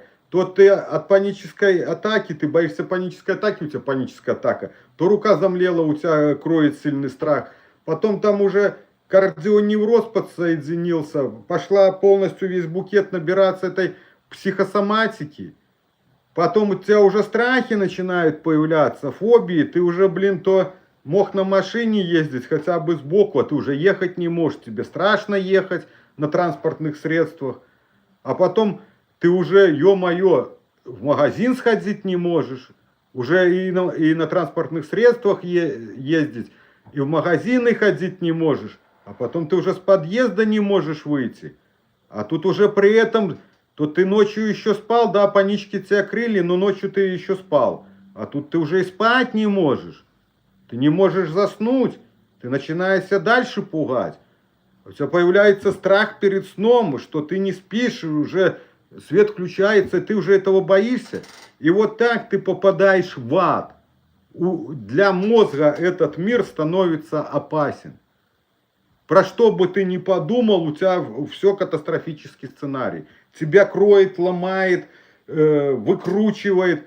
Тебя вот не отпускает. Вот только отпустила снова. Бабах, бабах, бабах, бабах. И тебя, а там уже сетка по спине пошла, уже в раздрайв заходит нервная система. Настолько уже чувствительность у тебя поднимается, что вот эти импульсы, которые тебя мозг запускает при страхе, тебя уже как спину обжигает, как будто током обдает. И у тебя все новое и новое, а мозг так устроен, все новое человека пугает. А тем более это с тобой происходит. Ты же понимаешь, что это ненормально. И вот ты так вкручиваешься, и ты этот букет все больше, больше набираешь. Доходит даже до того, что человек с кровати боится встать. Он боится ступить на пол. Понимаете, как оно происходит? Поэтому глубина просадки важна. Потому что все говорят, я была в тревожном расстройстве. Да, была. Так а что у тебя было? Ну, там ипохондрия была. Ну, все, и со всего букета только ипохондрия у человека была. Или панические атаки, их отработали, все. Но человек тоже был в тревожном расстройстве, верно? Но букета он всего не собрал. Он, выйдя на поле, начав путь свой в поле, он сорвал только один цветочек, василек. А дальше в поле там еще цветки разные, еще разные цветки. Целый букет. Вот так это формируется. Поэтому, насколько глубоко ты в поле зашел, вот вопрос. Я рада, что наконец-то вижу выход из этого ада. Ну вот, я говорю, как бы, где-то что-то, может, мы не поняли, поэтому человек так написал. Поэтому всегда понимайте, что либо человек имел в виду так, но не получилось выразить как бы словами и поняли по-другому. Понимаем по-другому. Вот. Я была в ПНД 3 раза. Первый раз было не по себе, в первый депрессивный эпизод, вторых 2 раза бежала сама, лишь бы стало легче. Домой... Да, ну я понял. Домой ходила каждый день, зато помогли и научили многому.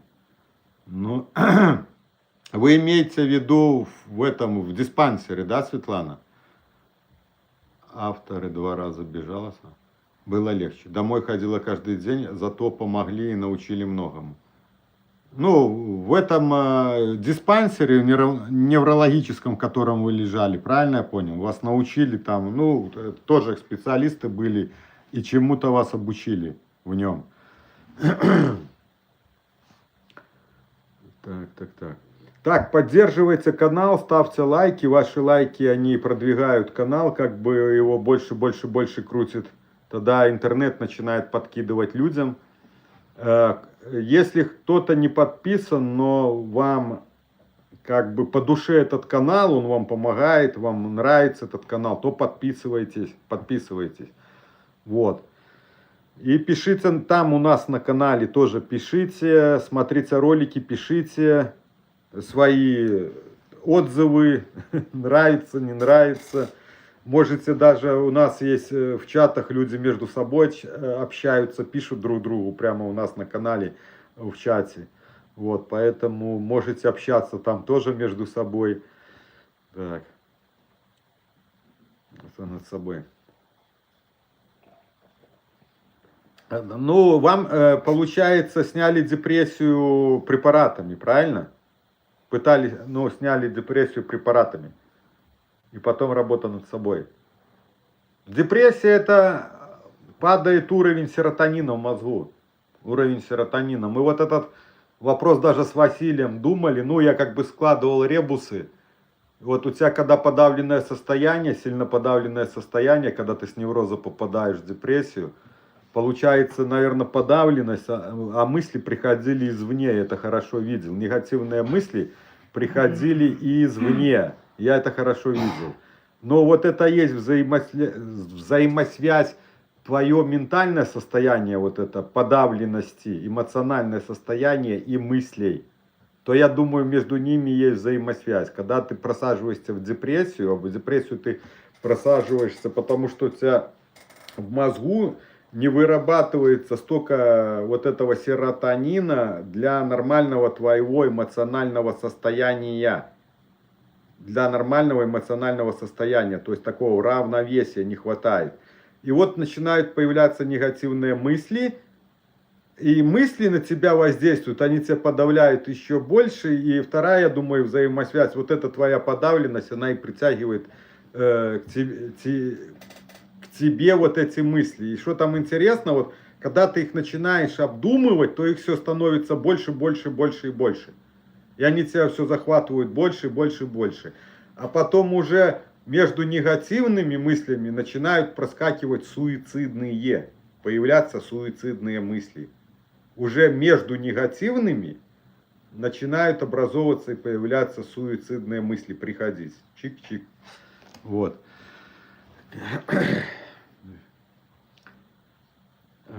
Да, помню, как неуверенно с трясущимися ногами выходила погулять. Сейчас купила скутер, гоняю, а мне 64. Что хотят, пусть то и думают. Мне классно. Спасибо, Александр, за проработку страха смерти. Ирина, ну вы даете, мне есть куда стремиться. Вот вам пример, вот берите пример с Ирины, 64 года, она расправилась с этим расстройством, расправилась. Сначала ее расстройство это побеждало, да, а потом Ирина с ним расправилась. Есть, да, книжка вот этого издателя Роберта Лихих, вот такая книжка, да, лекарство, вот это лекарство от нервов, но у него есть книга, если... По-моему, если вы не справитесь с тревогой, то тревога расправится с вами. Вот. И поэтому вот у нас Ирина 64, а у нас есть еще Лидия с Украины, ей 70. Лидия с Украины. Она тоже расправилась в свои 70 с этим неврозом. Она расправилась. Единственное, что у меня, так это агорафобия начиналась, но я поборола ее. Ирина, прорвемся. Ничего не бойтесь. Но сказать ничего не бойтесь, это не так-то легко. Нужно человеку объяснить, почему. Почему вот этого не стоит бояться, потому что в человеческом мозгу у него своя идея, почему этого надо бояться. Астения это для меня пока непостижимо, видимо, из-за войны. Видимо, из-за войны. Так, кстати, вот человек пошел за водой и чем-то замороженным и пропал. И пропал. Вот Ширатор Зава. Ширатор Зава. Вот куда-то человек пошел и пропал. Ну ладно, пропал так пропал. Так, Ирина. А эстения такая интересная штука, вот как только переключитесь, вот как только переключаешься, то у тебя и силы есть. Я стал замечать такие моменты, вот у тебя вроде нету сил, но когда потом уже ты, получается, переключиться, да, вот с этого мышления, с этого скайнера, раз, и у тебя нормальные силы есть. То есть здесь такой момент интересный идет, как бы обмана тебя твоим мозгом. Вот на тревожности у тебя реально нету сил, пока у тебя есть тревожность. Ну как только вот удалось переключиться, да, отвлечься, думать про другое, то оба замечаешь, что и силы у тебя есть. Не дай бог, летели бы бомбы круглосуточно, вернулось бы все. Упаси бог. Не дай бог, летели бы бомбы круглосуточно, вернулось бы все. Постижимо.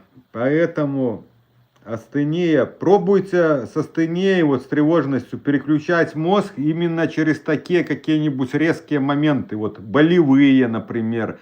Либо как вы делали, вот я вам говорил, тазик с замороженной водой. Еще можно попробовать, вот и мне сейчас мозг начинает подкидывать варианты, я же понимаю, как это функционирует. Вот можете те же, например, ноги тоже попробовать поставить в холодную ледяную воду. Мозг будет оба отвлекаться, как бы переключаться, понимаете? Либо что-то замороженное прилаживать. Вот 3 точки вокруг левое бедро, правое бедро и живот. Здесь такое самое чувствительная кожа у человека, не грубевшая еще, а как бы самая чувствительная. И вот что-то замороженное тоже прилаживаешь, мозг будет отвлекаться на эти моменты. Еще просите мужа крапивку делать. Помните в детстве крапивка? Берешь вот за кисть, да, и в 2 противоположные стороны крутишь. Вот, кожу крутишь, и создается такой болевой эффект. Ага, так. Зава, вот вы пришли, взяли тазик с водой. Вот попробуйте туда опустить лицо, в эту воду холодную. Это так.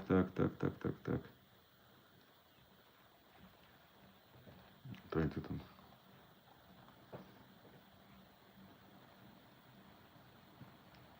Спасибо. Вот.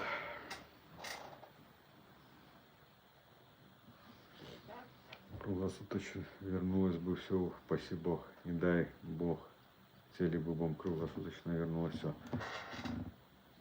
Светлана, мозг, вы когда будете тренировать мозг, он постепенно, его реакция будет уменьшаться. Вот это острая реакция на всякие триггерные ситуации.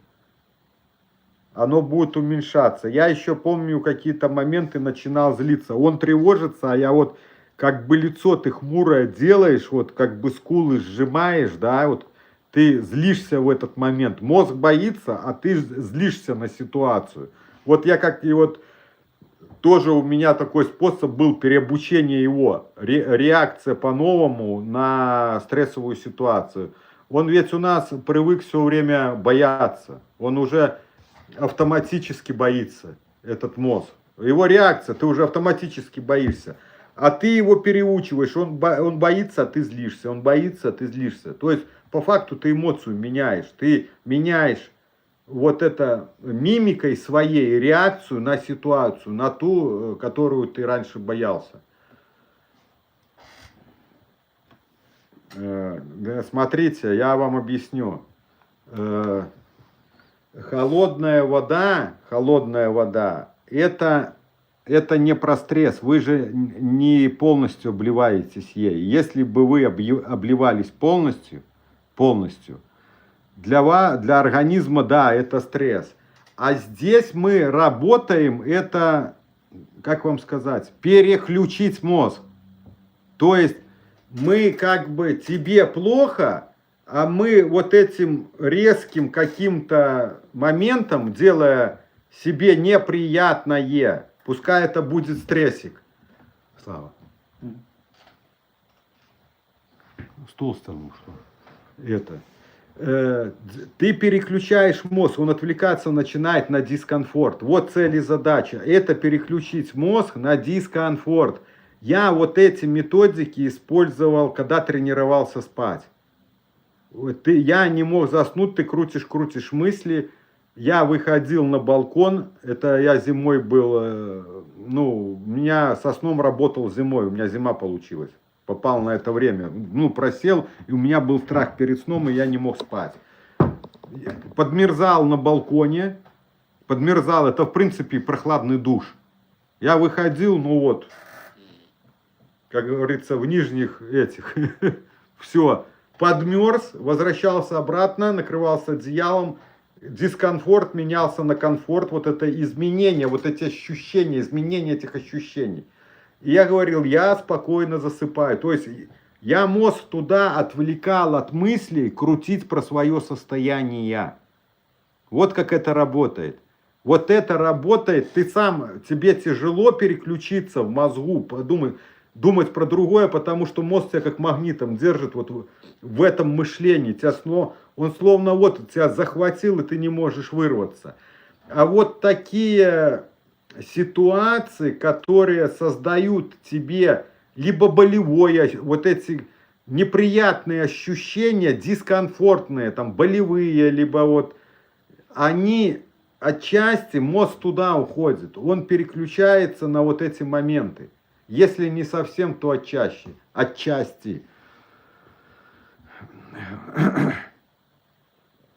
В жару, конечно, прохладная вода, кайф. Еще вот у меня потом идея пришла, у меня тоже там ролик снят, это у кого проблемы со сном, замораживать простынь, морозиловки.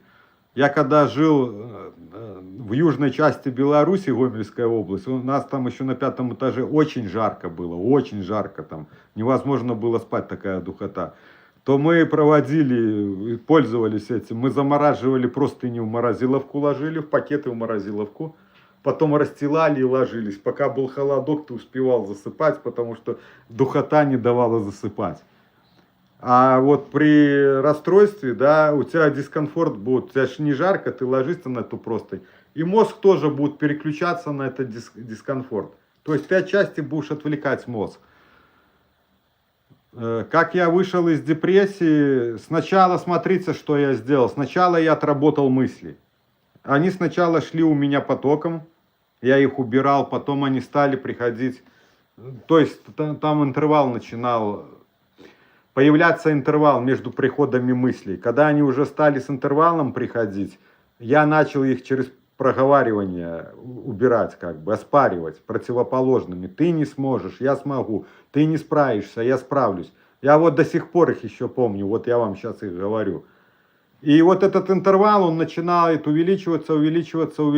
Их становится, они реже начинают приходить. На каком этапе я подключил смех, вот точно вам не скажу. То ли уже совсем убрал мысли, то ли еще они там периодически появлялись. Но я включал мультики «Три богатыря» и учился смеяться вот так. Первое, я не мог смеяться, я только мог улыбку вот так натягивать. Это был весь мой смех. Я включал мультик «Три богатыря», либо еще у нас канал детский был, это смешарики, такие шли смешарики, детские мультики. Я вообще ничего такого не смотрел. Вообще не смотрел. Ни боевиков, ничего, что с этим связано.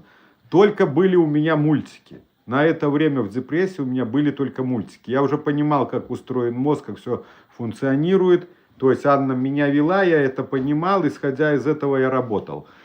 Потом у меня постепенно ха-ха, я уже начинал смех пробиваться. То есть я стал возрождать смех, потому что я же не смеялся 10 лет, я забыл, что такое смех. И еще я вот учился изнутри вызвать эмоцию. Я ходил и говорил, какая классная погода, какая классная природа. Вот изнутри пытаясь вызвать эмоцию, вот вдохновение это называл. Еще будет хорошо работать, я заметил, это вот эти световые, когда моргают разные гирлянды. Темный, красный, желтый, зеленый, там, например, синий, темный, красный. И вот ты просто на него смотришь, и оно как-то на мозг влияло. Я как-то зашел в комнату, а это была зима, как я говорю, ну, там Новый год плюс-минус вот это время. Я в депрессии находился тогда уже глубокой. И у нас вот, кстати, вот где я здесь сижу, вот здесь на этой истории, на все окно висели гирлянды. Висели гирлянды, и вот они моргали. Бам-бам-бам-бам. Я как-то в зал зашел, свет был выключен, а эти просто моргают гирлянды. И я как-то стал, и я заметил, что они на меня воздействуют положительно. Вот это моргание, мозг как-то, восприятие такое вот положительное. Ну, во-первых, как-то как отвлекся, и второе вот, ну вот то, что заметил, восприятие вот этого моргания очень положительное. Поэтому можете попробовать использовать вот это, светотерапию. И еще, чтобы я предложил вам, когда уберете негативные мысли, это использовать музыку. Музыку. Прямо включать музыку, либо вставлять наушники, но песни, мелодии, песни, они желательно, чтобы были связаны с вашими какими-то хорошими воспоминаниями. Чтобы эта музыка, например, вот вы запомнили, вот эта музыка на дискотеке в молодости у вас играла, и это будут ассоциации. Это будут у вас некие ассоциации вызывать, воспоминания, как было там хорошо. Чтобы музыка была связана с воспоминаниями. Вот. Я была в стадии, что без препаратов не выйти, до сих пор пью наполовину дозы КПТ, сейчас сама осваиваю. Сейчас сама осваиваю. У нас забиты все места в ПНД. Да, я знаю, у меня девушка, как бы общались тоже с Украины, но с Киева. Она тоже лежала в психиатрической больнице, и она говорит, что да, у вас все забито. Да, я сейчас вам скажу, везде будут забито. И в России будут забиты эти больницы. И я думаю, много где в мире будут забиты эти больницы. И что страшно, что люди сейчас будут множиться как сказать, даже не в разы, а в геометрической прогрессии. Будут залетать в это состояние. Они уже залетают и будут залетать. Вот информация в России за этот год, потребление разного рода препаратов, вот этих психотропных, да, там антидепрессантов, транквилизаторов, только за этот год увеличилось на 25%. Только за этот год. Я думаю, что на Украине не меньше, да и вообще, ну, у вас побольше, по миру чуть поменьше, но тоже сейчас такая геополитическая такая атмосфера, экономическая, геополитическая, что все люди пребывают в стрессе, и их будут закручивать все больше, больше, больше и больше. Людей будет становиться все больше и больше. Откуда Анна знала, я не знаю, но она мне еще 10 лет назад сказала, что по данным ВОЗ проводились какие-то анализы, как они там все это вычисляли, эти все вещи, что к 2031 году вот эти расстройства выйдут на первое место в мире. То есть будет катастрофическая стадия. Очень много людей будут в этом расстройстве. Очень много. Вот то, что мы сейчас и наблюдаем. Это все началось, и оно все катится. Оно будет катиться дальше. Поэтому такие каналы, как наш, они будут спасать души людские, понимаете? Такой канал, как наш, он будет помогать людям. Поэтому поддерживайте, ребята, по возможности, финансово. Кто сколько может, по вашей возможности. И ставьте лайки, пишите комментарии там у нас на YouTube. Чем больше вы будете писать, то, возможно, YouTube начнет тогда крутиться. Он будет видеть, что канал востребован и его смотрят. И он начнет его тогда продвигать, кидать, поднимать вверх. Так. Уже рецепты закончились красные. А как это понять? Так, а я была в стадии, что без препаратов не выйти. До сих пор пью наполовину дозы КПТ. Сейчас сама осваиваю. Препараты вы будете пить. Если будете осознавать, будете понимать то, что я рассказываю, будете тренироваться, у вас будет страх бросить препараты, но постепенно, когда вы будете тренироваться, то придете, как я говорю, если правильно будете тренироваться, все там делать, то будет такой момент, что, как я говорил, это будет внутреннее ощущение, что ты выйдешь с этого состояния. И как сходить с препаратов, я тоже, по-моему, в программе там рассказывал. Как заходить и как сходить с препаратов. С них тоже надо уметь сойти с этих препаратов, потому что у тебя будут возникать мысли, воспоминаний того состояния. Вот если я не буду пить препараты, то будет вернется то состояние. Это будут мысли, напоминания, и они будут тревогу у человека вызывать. Там страх, тревогу, понимаете? Работает в поликлинике и говорит, что каждому второму выписывает антидепрессанты. Да, сейчас плюс эти гаджеты тоже сильно размолачивают. Сейчас информационное поле. Человек начинает не понимать, где правда, где ложь. То есть нету некого четкого курса. Его внутренняя стабильность начинает расшатываться. Короче, скажем так, по нам бьют со всех сторон, ребята. По нам бьют со всех сторон. И выдержать то, что давит снаружи на тебя, в данное время очень тяжело. Без специальной, скажем, этой подготовки, которую прошел я, выдержать, не сломаться будет очень тяжело. Практически невозможно. Здесь даже обладая теми навыками, которыми обладаю я, и то иногда ты смотришь, что происходит, и тебя начинает уже немного подбивать, понимаете? То есть чувствуешь, что все равно эта информация воздействует на твой мозг. Понимаете? Хотя я довольно такой стрессоустойчивый человек в своем образе, понимаете? Конечно, пока с препаратов сходить не стоит. Это параллельно вы пьете препараты, параллельно начинаешь заниматься когнитивкой, тренировать свой мозг. Я вам объяснил, это будет чувство, что ты выйдешь с этого состояния. Но дело в том, что я выходил без препаратов, поэтому у меня не было мысли, что это препараты мне помогают, потому что я их не пил. Значит, я понимал, что это я сделал сам. В вашей же ситуации, у тех людей, которые пьют препараты, у вас будет такое смешанное понимание. Вы будете не понимать, или вам когнитивка помогает, или это препараты вам делают. То есть вы будете сомневаться. Любые сомнения в тревожном расстройстве – это тревожность. Поэтому вы не будете понимать, что вам помогает, понимаете? То есть это надо уметь тоже определять. Но человек это тоже, умение, понимание, как определить это, что тебе помогает.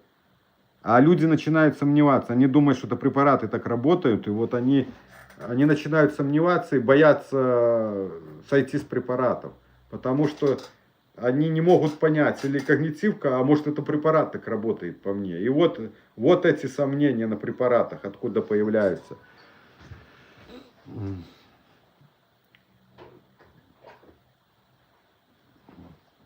конечно.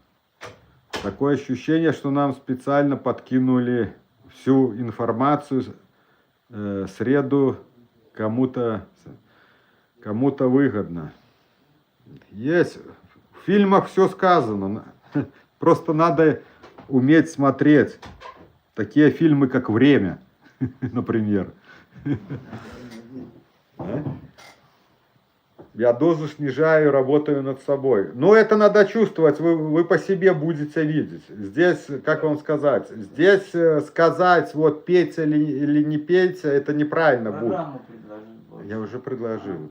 Пейте, не пейте, это будет неправильно, потому что я не знаю ваших ощущений, насколько вы себя чувствуете, насколько у вас уверенность, какие там мысли вас посещают, понимаете? То есть, поэтому я отсюда не могу вам порекомендовать, что бросайте там, например, или вы по себе смотрите. Вот один, что я дал и якорек такой, это такое чувство придет, что я выйду с этого состояния. Вот. Такой момент.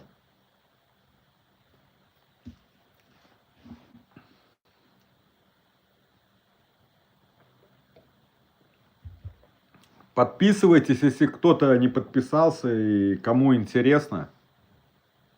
Кому не то, что, наверное, интересно, кому интересно и трудно выйти, да, и видит, что в моих словах что-то есть, в рекомендациях моих что-то есть, кому это интересно, то подписывайтесь. Если кто-то есть из вас, кто не подписан на канал. И когда подписываетесь, проверяйте, подписались, проверили, есть подписка или нет, потому что YouTube зачастую бывает подписываешься, а он тебя не подписывает. Вот. Второе, ставьте лайки, да, поддерживайте канал, поддерживайте. Финансово тоже не забывайте, от каждого по возможности. У нас есть карта вверху закреплена, кто может, у кого есть такое возможность, карта, и есть у нас бустер Donation, то есть можно туда. Внизу на главной странице... Donation, а бустер, бусти. На бусти. Донаты. Донаты на бусти. Не Donation, Донациона нету, да. То есть на бусти есть возможность помочь тоже финансово. Вот. Из любой точки Европы, Украины, вот Беларуси, Бусти, да. Единственная платформа, которую можно платить любыми. Вот Слава говорит, что Бусти там может любая точка мира, то есть у нас на канале зайти на Бусти и, ну, сделать, скажем так, положить благодарность, да, донат сделать. Поддержать канал. И тем самым вы поддерживаете канал, значит, даете больше шанс нам, что мы будем продолжать свои эфиры. Вот. Даете больше шанс на продолжение нами нашей работы, поддерживая нас финансово. Точно так же ваша покупка программы, там сумма, Слава, не перебивай, там сумма небольшая, программа содержательная, и ваши средства, которые переходят на покупкой программы, дают то же самое, это финансовую поддержку нашему каналу. Поддержку нашему каналу. Вот.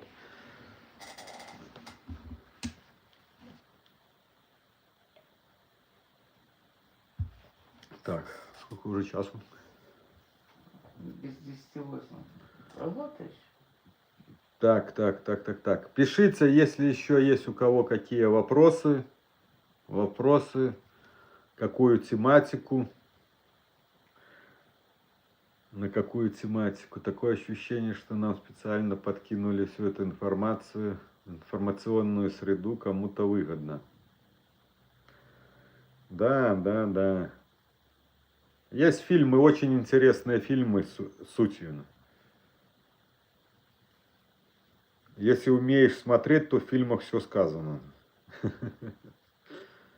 Если умеешь смотреть фильмы, то там все рассказывается. И будущее. Все происходит не просто так. Вся жизнь это сценарий. Ну вот я смотрел фильм «Время». «Время». Интересный такой фильм, если понимаешь этот фильм. «Замысел» такой фильм интересный есть. «Замысел». Вот. Тоже интересный фильм. «Матрица». «Матрица» тоже интересный фильм. Поэтому фильмы есть. Если смотреть их, понимая их, смыслы фильмов.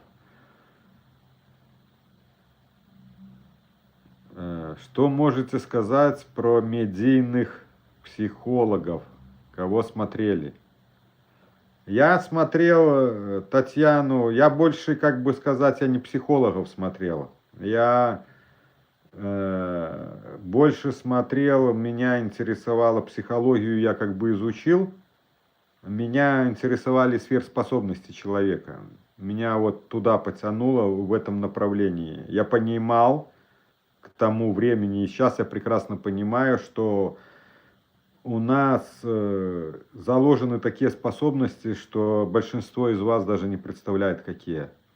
Например, это телепатические способности, это передавание информации на расстоянии, именно силой мысли. Мы можем воздействовать на свои органы тоже мыслью, силой мысли. Мы можем лечить сами себя, воздействовать на наши органы.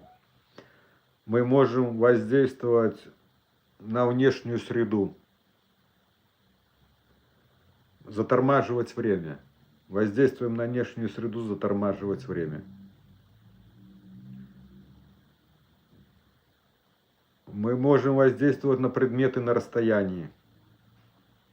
Например, ударить грушу я могу, ну не я могу, а если прийти к этому, ты сможешь на любом расстоянии, что она будет качаться, как будто бьешь реально кулаком. То есть физическое соприкосновение, но ты делаешь это энергией, своей энергией. Если ты осознаешь, возьмешь ее не то что под контроль, а сможешь ей управлять, как бы ее купировать, собирать, сосредотачивать энергию.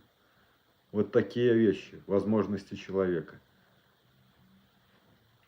Вот как Петр Горяев рассказывал, была такая женщина, брала ложку в руки, вот ложку металлическую. Силой мысли она воздействовала на ложку, ложка становилась мягкой, как пластилин. Она потом брали эту ложку и завязывали ее в узел.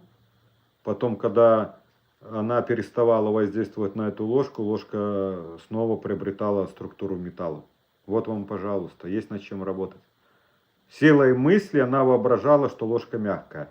Как она это делала, она сама не могла это объяснить, но она это делала. То есть вот она как трактовала, она воображала себе, что эта ложка мягкая. Все. Намерение называется. И намерение становится явью.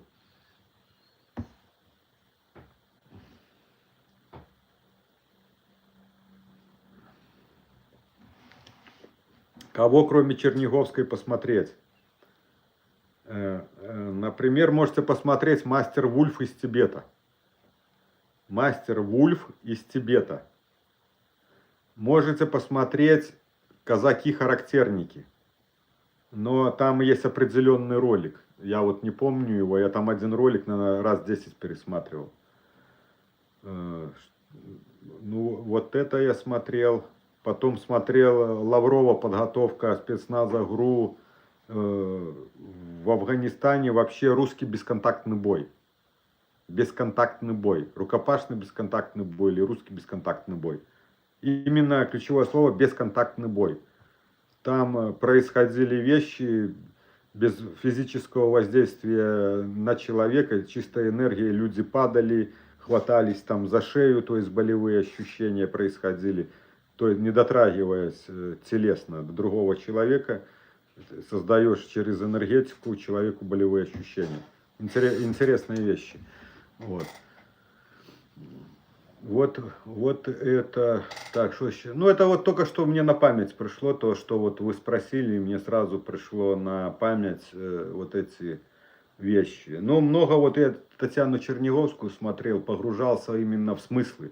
Вот она интересно разлаживает, там вещи разбирает про мозг, про способы, что не то, что 10 ошибок мышления, а именно вот мозг, музыкальный мозг, математический мозг. То есть мозги тоже разные бывают, склад мозгов разный бывает, понимаете, тоже такие своеобразно довольно интересные вещи. Вот, кстати, интересно было, она рассказывала, когда она у Дай-ламы была на конференции, то есть там ученые собирал, как-то Далай-лама собирал, Далай-лама. Далай-лама собирал ученых и проводил конференцию. Тоже очень интересно она рассказывает про те вещи, которые делают монахи, как они входят вот в состояние, скажем так, нирваны. То есть они входят в себя. Вот то, что мы с Светланой примерно проделывали на прошлой сессии, то есть я пытался ее погрузить, то есть во внутренний мир, чтобы она отстранилась от вот этого внешнего мира, в котором мы существуем. Потому что если внешний мир у тебя стресс постоянный, то человек, находясь постоянно в стрессе, конечно, он идет психологический сбой. И вот эти возможности уходить, ну, скажем так, можно отнести к медитационным практикам. То есть отстраняться от внешнего мира. Они позволяют тебе как бы восстанавливаться. То есть убирать стресс и позитивными мыслями, этими картинками восстанавливать, убирать страх, тревогу, восстанавливать свои силы, восстанавливать свое состояние. Ну и, конечно, надо тренироваться, чтобы меньше и меньше на тебя воздействовал вот этот стресс, внешний стресс. То есть становиться стрессоустойчивым, чтобы мозг не так это остро воспринимал. Чтобы мозг не так остро это воспринимал. Это все тренировки. Некоторые вещи мне, как вам, объяснить тяжело, то есть описать их тяжело. То есть подобрать слова, чтобы описать те вещи, которые еще там происходит, понимаете, это чувство, там много вот ты чувства, а чувство, вот как описать чувство, это очень сложно. Описать свои чувства, понимаете. Ну, как могу, так пробую описывать. Ой, очень много интересного есть такое, но я просто не хочу рассказывать, потому что вы находитесь в тревоге про, про, про миросоздание. Создание. Просто если буду говорить такие вещи, у вас будут вызывать страх, тревогу. Я не хочу этого делать, потому что, чтобы не раскручивать у вас тревогу, то вы начнете там верить в мои эти сказки, которые я буду рассказывать, и начнете себя пугать. Вот. Это уже когда вы станете стрессоустойчивые, вот каждый из вас зайдет на канал и скажете: ну, Александр, давай свои сказки, мы готовы, мы ничего бояться не будем, у нас это страх, тревогу вызывать не будет. Давай, начинай, рассказывай, что ты там напридумывал, что ты там наузнавал, навидел. Вот, давай нам рассказывай.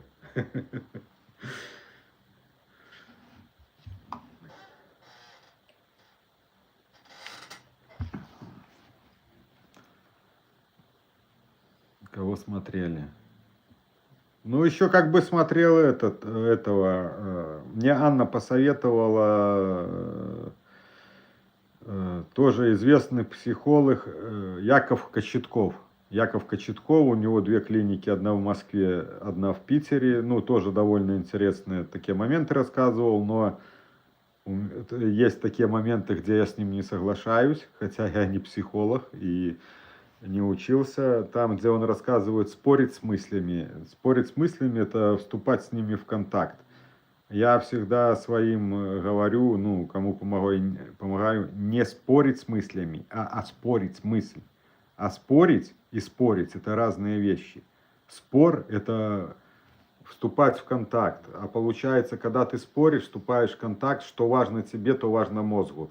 Ты как бы эту мысль, споря с этой мыслью, во-первых, ты устаешь, второе, ты ее поддерживаешь сам, эту мысль, не даешь ей уйти, потому что она тебе важна.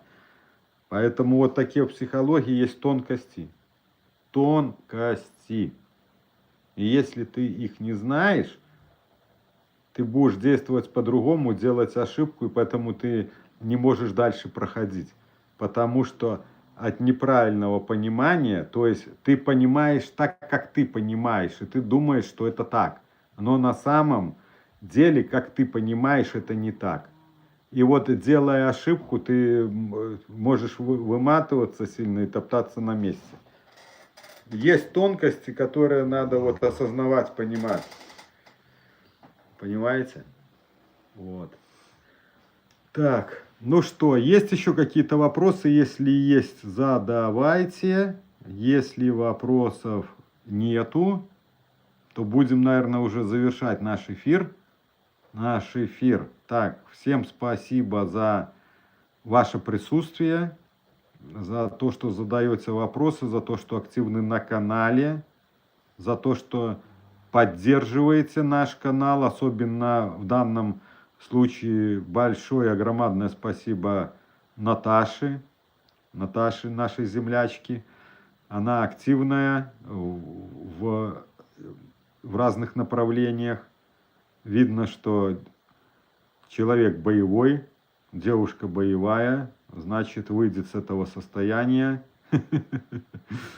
Значит, выйдет справиться с этим расстройством. Толокина, смотрите, Живнирова. Толокина Светлана, я не знаю. Живневрова. Вы имеете в виду Живнировича? Ну, я его знаю, но я не смотрю. Смотрите, что вам сказать. У меня свое видение, у меня свои знания, у меня свои трактовки, хотя по диагонали, ну, поначалу, когда вот мы создавали канал, я смотрел Бурдук Сергей, вот Живнировича я смотрел, Павел, по-моему, его зовут, или Павел и Федоренко. Это Павел Федоренко, а вот Живнировича не помню имя. Еще есть, там еще какой-то есть один человек. Вот я их где-то, ну так, пару выборочно роликов посмотрел, в принципе, понял, ну, понимал, о чем они рассказывают, но дело в том, что у меня свое видение, потому что я через это проходил, а значит, у меня где-то свои какие-то способы, свое видение. Ну, где-то я согласен, могу быть. Я даже, как я говорю, я даже вот с дипломированными уже учеными где-то не согласен. То есть у меня с ними спорные моменты. Вот как я говорю, например, с Яковом Кочетковым. Хотя это такой тоже именитый психолог, там, не знаю, или психотерапевт, но в этой сфере у него 2 клиники. Но с некоторыми моментами я их вижу не так, я их видел не так. И поэтому я не так действую, как вот он говорит. Вот, понимаете? Поэтому я ни на кого не смотрю, ну как, ни на кого не равняюсь, никого там не пересматриваю и, как вам сказать, не сравниваю ни с кем ничего. Я знаю, кто я есть я, у меня свои знания, свое понимание, и свое видение, своя практика и свои результаты. Как я говорю, я есть я. Я есть я. Вот и все. Понимаете? А кого смотреть, это, конечно, выбор каждого человека. Кому-то тот нравится, кому-то этот. Только единственное, как я говорю, если вы занимаетесь, то, ну, это чисто рекомендация, то работайте с одним человеком, не прыгайте в разные точки, потому что один будет говорить так, второй будет говорить так, и у вас будет путаница в голове, да? резонанс такой. Этот говорит так, а этот говорит так. А как правильно? Паника пошла, все. АБЦ, ну я вот не говорил, но вот Наил, он, да, он вот эту АБЦ крутит по кругу. Ну вы все видите сами. Если когда ты начинаешь понимать, вот ты когда входишь в психологию, я со временем, когда искал помощи, ты все равно где-то что-то ухватываешь, где-то понимаешь. И я приходил к психологу, или там к психотерапевту, к психологу. Я проводил 2 занятия, и я уже понимал, мне тут помогут или нет. То есть я уже мог, мое понимание было до такой степени, что мне хватало 2 занятий, чтобы мне определить, что этот человек мне поможет или не поможет, понимаете? Я дошел до такого, ну, до такого, видно, форматирования, я уже мог так анализировать со временем. Потому что я тоже их много перебрал за годы, у кого я только не был. И с каждым разом ты уже быстрее определяешь, мне здесь помогут или нет. И в то же самое время у тебя с каждым таким человеком такого направления, когда ты приходишь к специалисту, ты же идешь, ты же веришь, что тебе там помогут. И каждый раз, не получив помощи, ты разочаровываешься, и у тебя больше и больше и больше укрепляется такое убеждение, что тебе никто не поможет. То есть у тебя идет постепенно деморализация тебя. У тебя начинают опускаться руки. Потому что ты в понимании, что ты шел, помогут, не помогли. Другому пошел, даже другого направления, там мануальник, гипнотизер, еще там кого-то, ты же их всех перебираешь. Ты не только к одному психологу, всем психологам ходишь, а ты разного направления специалистов, иглоукалывания, что с нервами связано. Ты же пропускаешь через себя много их и разного направления, разного уровня, с разным количеством грантов, дипломов, кому-то приходишь, Слава, ё-моё, кому-то приходишь, их 5 стоит там за спиной этих дипломов расписанных, понимаете? Ты же специалист, 5 дипломов, ну, человек уже все знает, наверное, понимающий. А тут раз тебе не помогли, а он не помог тебе.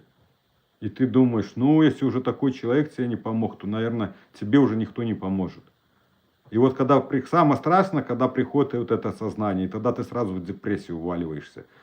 Пока ты этого не понимаешь, у тебя эта мысль еще не появляется, ты еще как-то барахтаешься, ты еще как-то держишься, ты еще что-то пытаешься делать. Но когда, проходя вот их, и к тебе приходит вот эта мысль, она у тебя получается как контрольный выстрел в голову. Вот эта мысль, когда она тебе приходит, у меня так было. И все, и у тебя как деморализация такая, бах, и ты в депрессию падаешь. Ты осознаешь, что тебе никто не поможет. Вот эти негативные мысли начинают появляться, а мысль такая, что вот это состояние, оно с тобой навсегда, уже до конца твоей жизни это состояние останется с тобой. Но вопрос лишь в том, насколько у тебя хватит твоих внутренних сил, чтобы проволочь вот это время, вот это расстояние этого состояния. То есть вопрос только временной, насколько ты выдержишь. Насколько ты выдержишь своими волевыми качествами. Вот становится лишь в чем вопрос. И все, и тебе приходит такая полное опустошение, это, как я говорю, деморализация. Ее делает вот эта мысль, и вот после этого у тебя все начинает опускаться руки. Потому что у тебя приходит понимание, что тебе никто больше не... Все, тебе никто не поможет. Никто. И ты масштабируешь даже в этом мире. Но ты же не думаешь, что ты сходил всего лишь к 10 специалистам, к 20 специалистам, к 30 специалистам, а их десятки тысяч. А ты всего лишь прошел 1% с них. Но в твоем мозгу кажется, что все, их не существует. Что их не существует, и ты все, ты как обречен. Вот такое ощущение, что ты обречен. Все, тебе никто не поможет.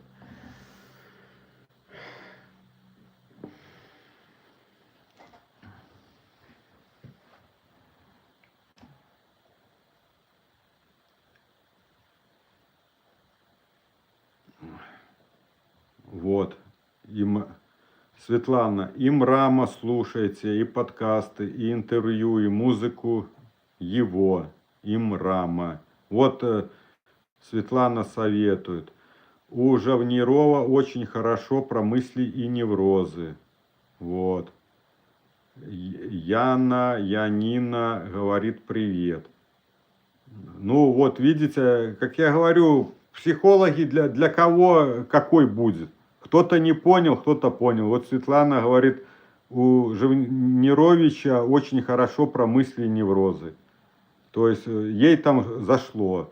Понимаете? Поэтому я говорю, что ей зашло. Но вот я как по диагонали смотрел, у меня такое ощущение, что Жавниров, может это другой Жавниров, Павел Жавниров. Павел. Ну, скорее всего, мы про того же говорим. Вот. Дело в том, ну, по моему видению, я никого не хочу обсуждать, никого не хочу обижать. Каждый, как говорится, излагает по своим знаниям. И как он понимает, так он и пытается объяснить и донести. Понимаете? Как говорит мой брат, у кого насколько хватает знаний.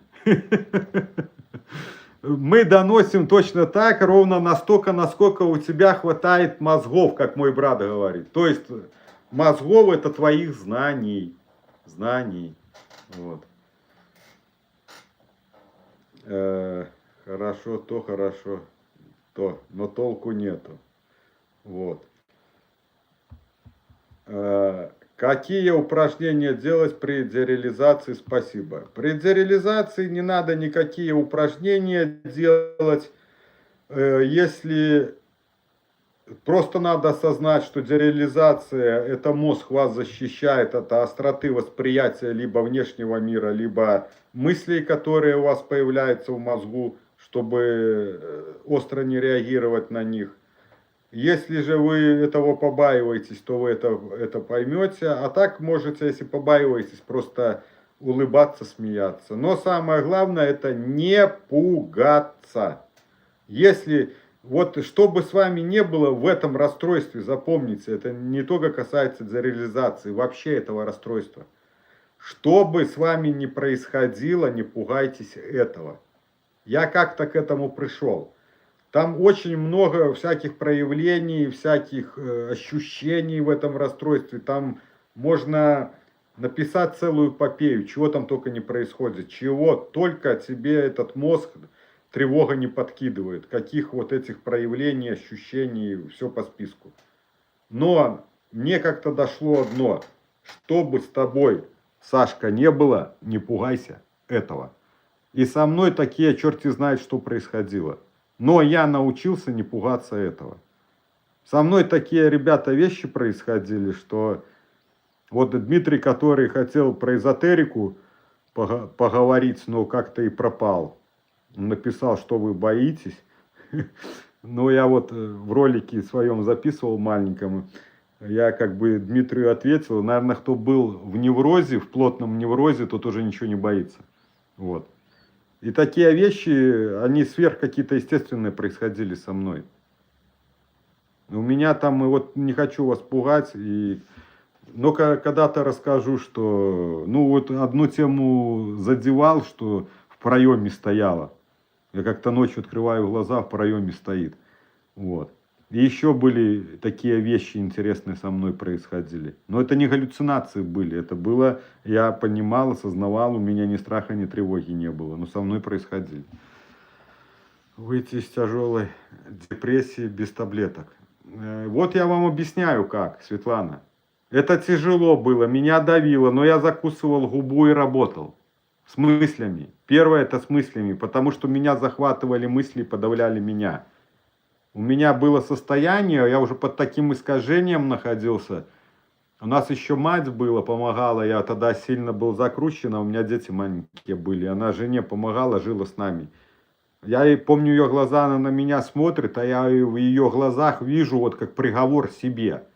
Вот это тоже идет такое искажение, у нее такие вот глаза, меня так жалеют, что такое ощущение, что вот как будто вот-вот-вот и я отойду в мир иной, понимаете, что я как обреченный. То есть ее взгляд мной воспринимался, что я обречен, все. Вот я видел ее глаза, что как будто я обречен, понимаете, вот. Но вылез, работая через силу с мыслями сначала, а потом вот это все делая. Понимая, как мы устроены, из объяснения Анны, как мы внутри у нас все устроено, как все функционирует, исходя из этого я тренировался. И сдавался десятки раз, помню. Все, вот руки опускаются, ты уже не можешь. И вот я помню, хорошо запомнился один момент, это вот в ванной. Я часто погружался в ванну, она немного меняла вот эти ощущения, как бы чуть-чуть полегче становилось. И я помню, у меня вот такое все, сдайся, типа, сдайся, все. Ну, все как бы кончено, не борись, закончено, все. И вот я сдаюсь, и у меня вот в животе, я лежу в ванне, в животе вот как будто начинает вращаться некая энергия, вот закручивается прямо вот в районе живота. Закручивается, а потом такой поток вверх. Так. И у меня сила такая, мощь вот. И вот что это было, я понял, это моя внутренняя вот эта энергия, она как-то скупировалась, то есть она как в шар собралась, вот, она крутила в животе, вот так закручивала. Я так раз, что-то начинает крутить, а потом такая волна пошла, вот она вверх меня, по телу, вот. И такой сразу эмоциональный всплеск силы. И вот у меня как будто такое ощущение, как будто Вселенная Бог мне дала силы. Вот они у меня заканчивались, я руки опускал, все, вот уже все. Ну нету уже все сил. И вот этот закрут пошел, и мне силу вот эту дало. И я снова начинаю тренироваться, ты снова работаешь, понимаете? И много вот ты так проседал, вот опускаешь, потом говоришь, нет, ну ни хрена, не сдамся, давай снова. Еще помню, нашел ролик Арнольда Шварценеггера «Мотивация», такой ролик, так и называется «Мотивация». Арнольд рассказывает, как впахивайте. Я впахивал 24 часа, и он как-то для меня такой мотивационный был этот ролик. Мне когда уже вообще хреново, тяжело было, я этот ролик включал, он меня немного как-то бодрил, и я снова, вот ты снова как будто... Такое ощущение, я вам скажу, вот сил у тебя нету, но где-то какой-то резерв ты изыскиваешь, ты откуда-то их откапываешь, какую-то силушку, вот, которая дает тебе день протянуть. И как я говорю, у вас силы будут каждый день на каждый день. Вот если мысль придет вот про это состояние на долгосрочную перспективу, у тебя сразу будет подавленность, поэтому эту мысль надо убирать про будущее. А вот переходя изо дня в день, тренируясь в моменте здесь и сейчас, у тебя силы будут каждый день на день. Каждый день на день. Идите по дням. Не месяцами, не годами эти мысли убирайте. А днем, здесь и сейчас. День прожили, протренировались, выжили, справились. Ну, выжили в смысле справились, не сдались. На следующий день будут снова силы. А у меня был еще и день, и ночь. У меня круглосуточно было. Но ты все время в моменте, ты все время тренируешься. мысли эти убираешь, будущего все, пошли вон, я справлюсь. Этого прошлого, вчерашнего было плохо, пошли вон, все, тоже их убираешь. И все время уходишь в момент, потому что мысли тебя будут посещать постоянно. К нам приходят мысли воспоминаний, будущего.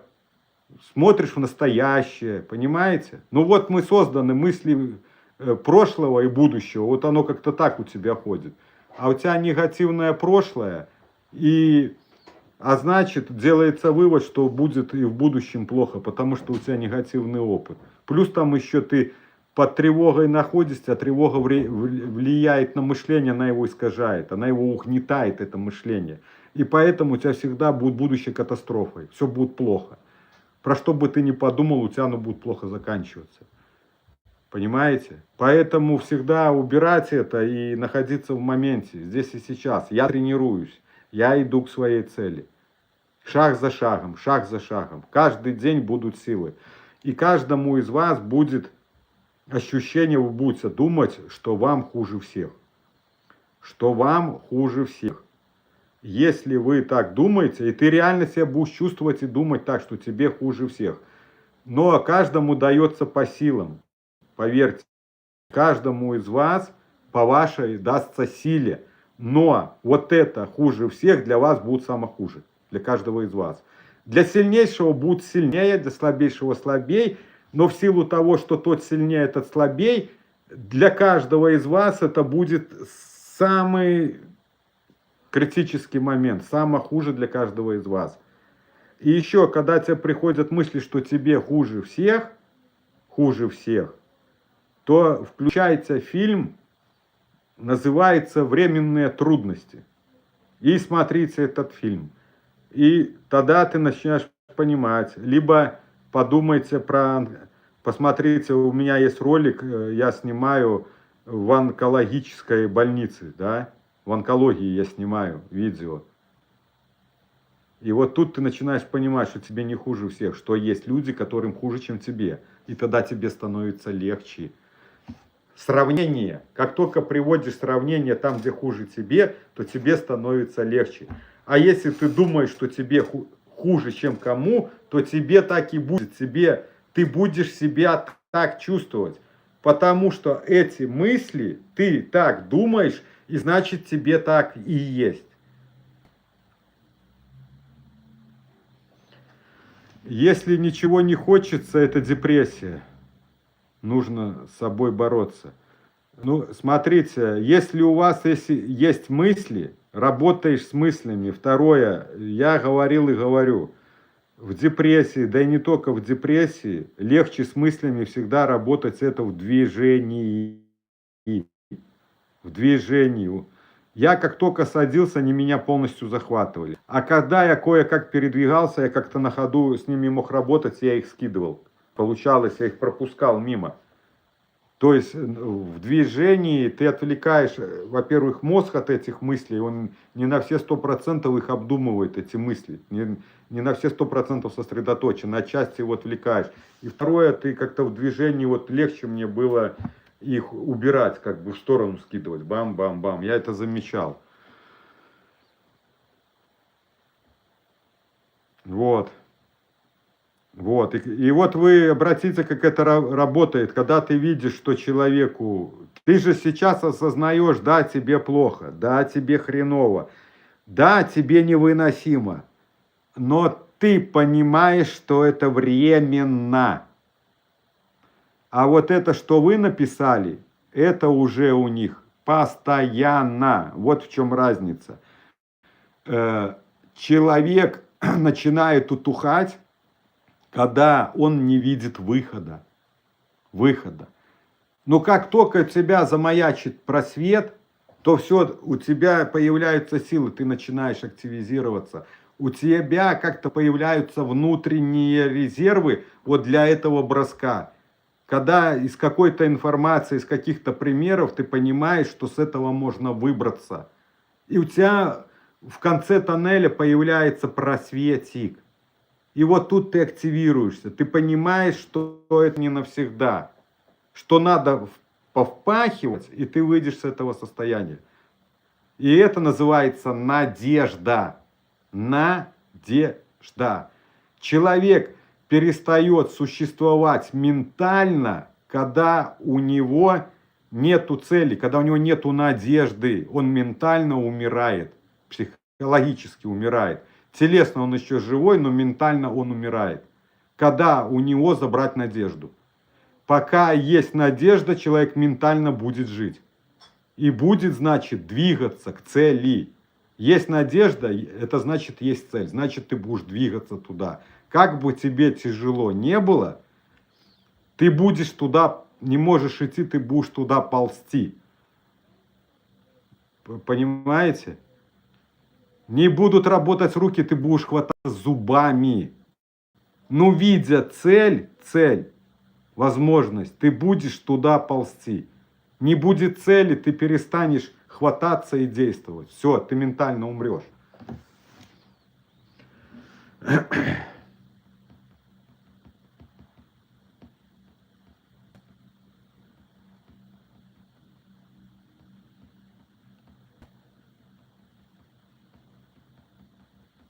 Вот, Наиль, правильно вы написали. Пока ты не поймешь, как все устроено и все функционирует, все эти цепочки, и не только это, то это то, что я говорю, это будет такое шатание. Вот там кусок, тут кусок, но от этого толку мало. Понимаете? Система. Пока ты не выстроишь систему. Собрав знания, еще надо выстроить систему. И собрав правильные знания,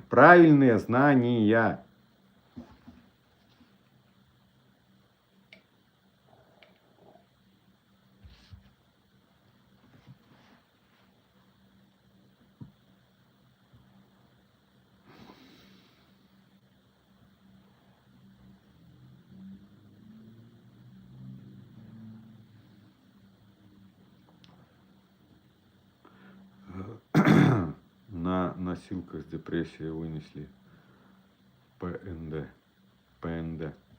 Да, Светлана. Кому тяжело и есть возможность пить препараты, то обязательно пейте препараты. То, что я говорю, это я говорю, что возможно справиться с этим без препаратов, но это не значит, что я рекомендую это делать. Это не значит, что я рекомендую это делать. Я всегда говорю, если чувствуете, видите, что очень тяжело, пейте препараты, не геройствуйте. То, что сделал я, это очень тяжело. Почему я так сделал? Ну, такой я человек, вот, сделал, как бы. Ну, и единственное, что доказал, что можно выйти без препаратов. Но, ребята, я вас уверяю, это настолько тяжело, это просто ты 1000 раз даешься, но что-то себя снова поднимаешь. Это сущий ад. Круглосуточный. Что со мной было, это круглосуточный сущий ад. Поэтому я такого ада никому не желаю. Поэтому говорю, если пейте препараты. То, что со мной было, отчасти я рассказываю в прямом эфире, называется, вот на первой странице как-то моя история. Это самый первый ролик. Там еще запись YouTube не давала, как бы немного некачественно, но слышно все очень хорошо. Что со мной происходило. И то там я еще не все рассказывал. Что со мной происходило, то есть не все рассказал. Поэтому, если чувствуете, не выгребаете сами, что просаживаетесь дальше, пейте препараты. Они как костыли, они вас поддержат, они снимут тревогу, они дадут вам способность кое-как уже думать и облегчит состояние. Потому что вот эта вся вымотанность, то, что тебя ломает, то, что с тобой происходит, это делает тревога.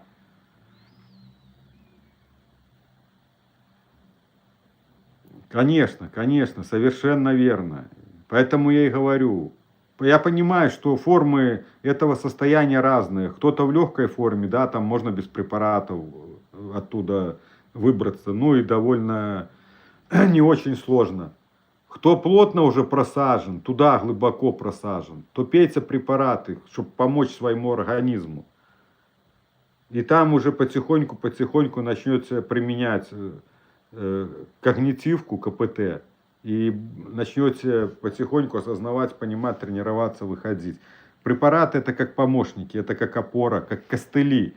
Ну, например, костыли человеку, у которого больная нога, пока она срастется. Поэтому не геройствуйте. Не геройствуйте. Не надо повторять мой опыт, терпя боль и то, что с тобой происходит, вот эту ломку. Ломка, я так представляю, это как у наркоманов, которые отказываются от дозы очередной. Ломка была точно такая. Меня ломало, страшное дело. Потому что я знаю, что вот эту лирику, которую мне выписывали, ее вот эти примерно препараты применяют и дают наркоманам, которых лечат от наркомании. Им дают эти препараты, я думаю, тоже. Я думаю, тоже им дают эти препараты. Поэтому я и понял, что я когда ехал, мне вот когда я пил там несколько раз, вот эту лирику выписывали мне, психиатрический у нас центр, и там он наркологический, там, то есть там и эти наркоманы, наверное, пьяницы тоже были, и им там выписывали. И я понял, что мне выписывают примерно тот же препарат, который выписывают им, потому что кабинеты были одни, где выписывали препараты. И я понял, что какая у меня ломка. У меня ломка сродни вот этих наркоманов, которых ломает. Меня так ломала тревога, я дошел до такой стадии. Меня выкручивало буквально всего. Потом я уже я привык просто потом уже к боли. Для меня боль была уже не такая больная, меня настолько оно уже выжило и полностью выжило как яблоко, что эта боль уже была притупленная. Она уже была не такая для меня больная. Я просто к ней привык уже. К постоянной боли. К постоянной этой боли привык.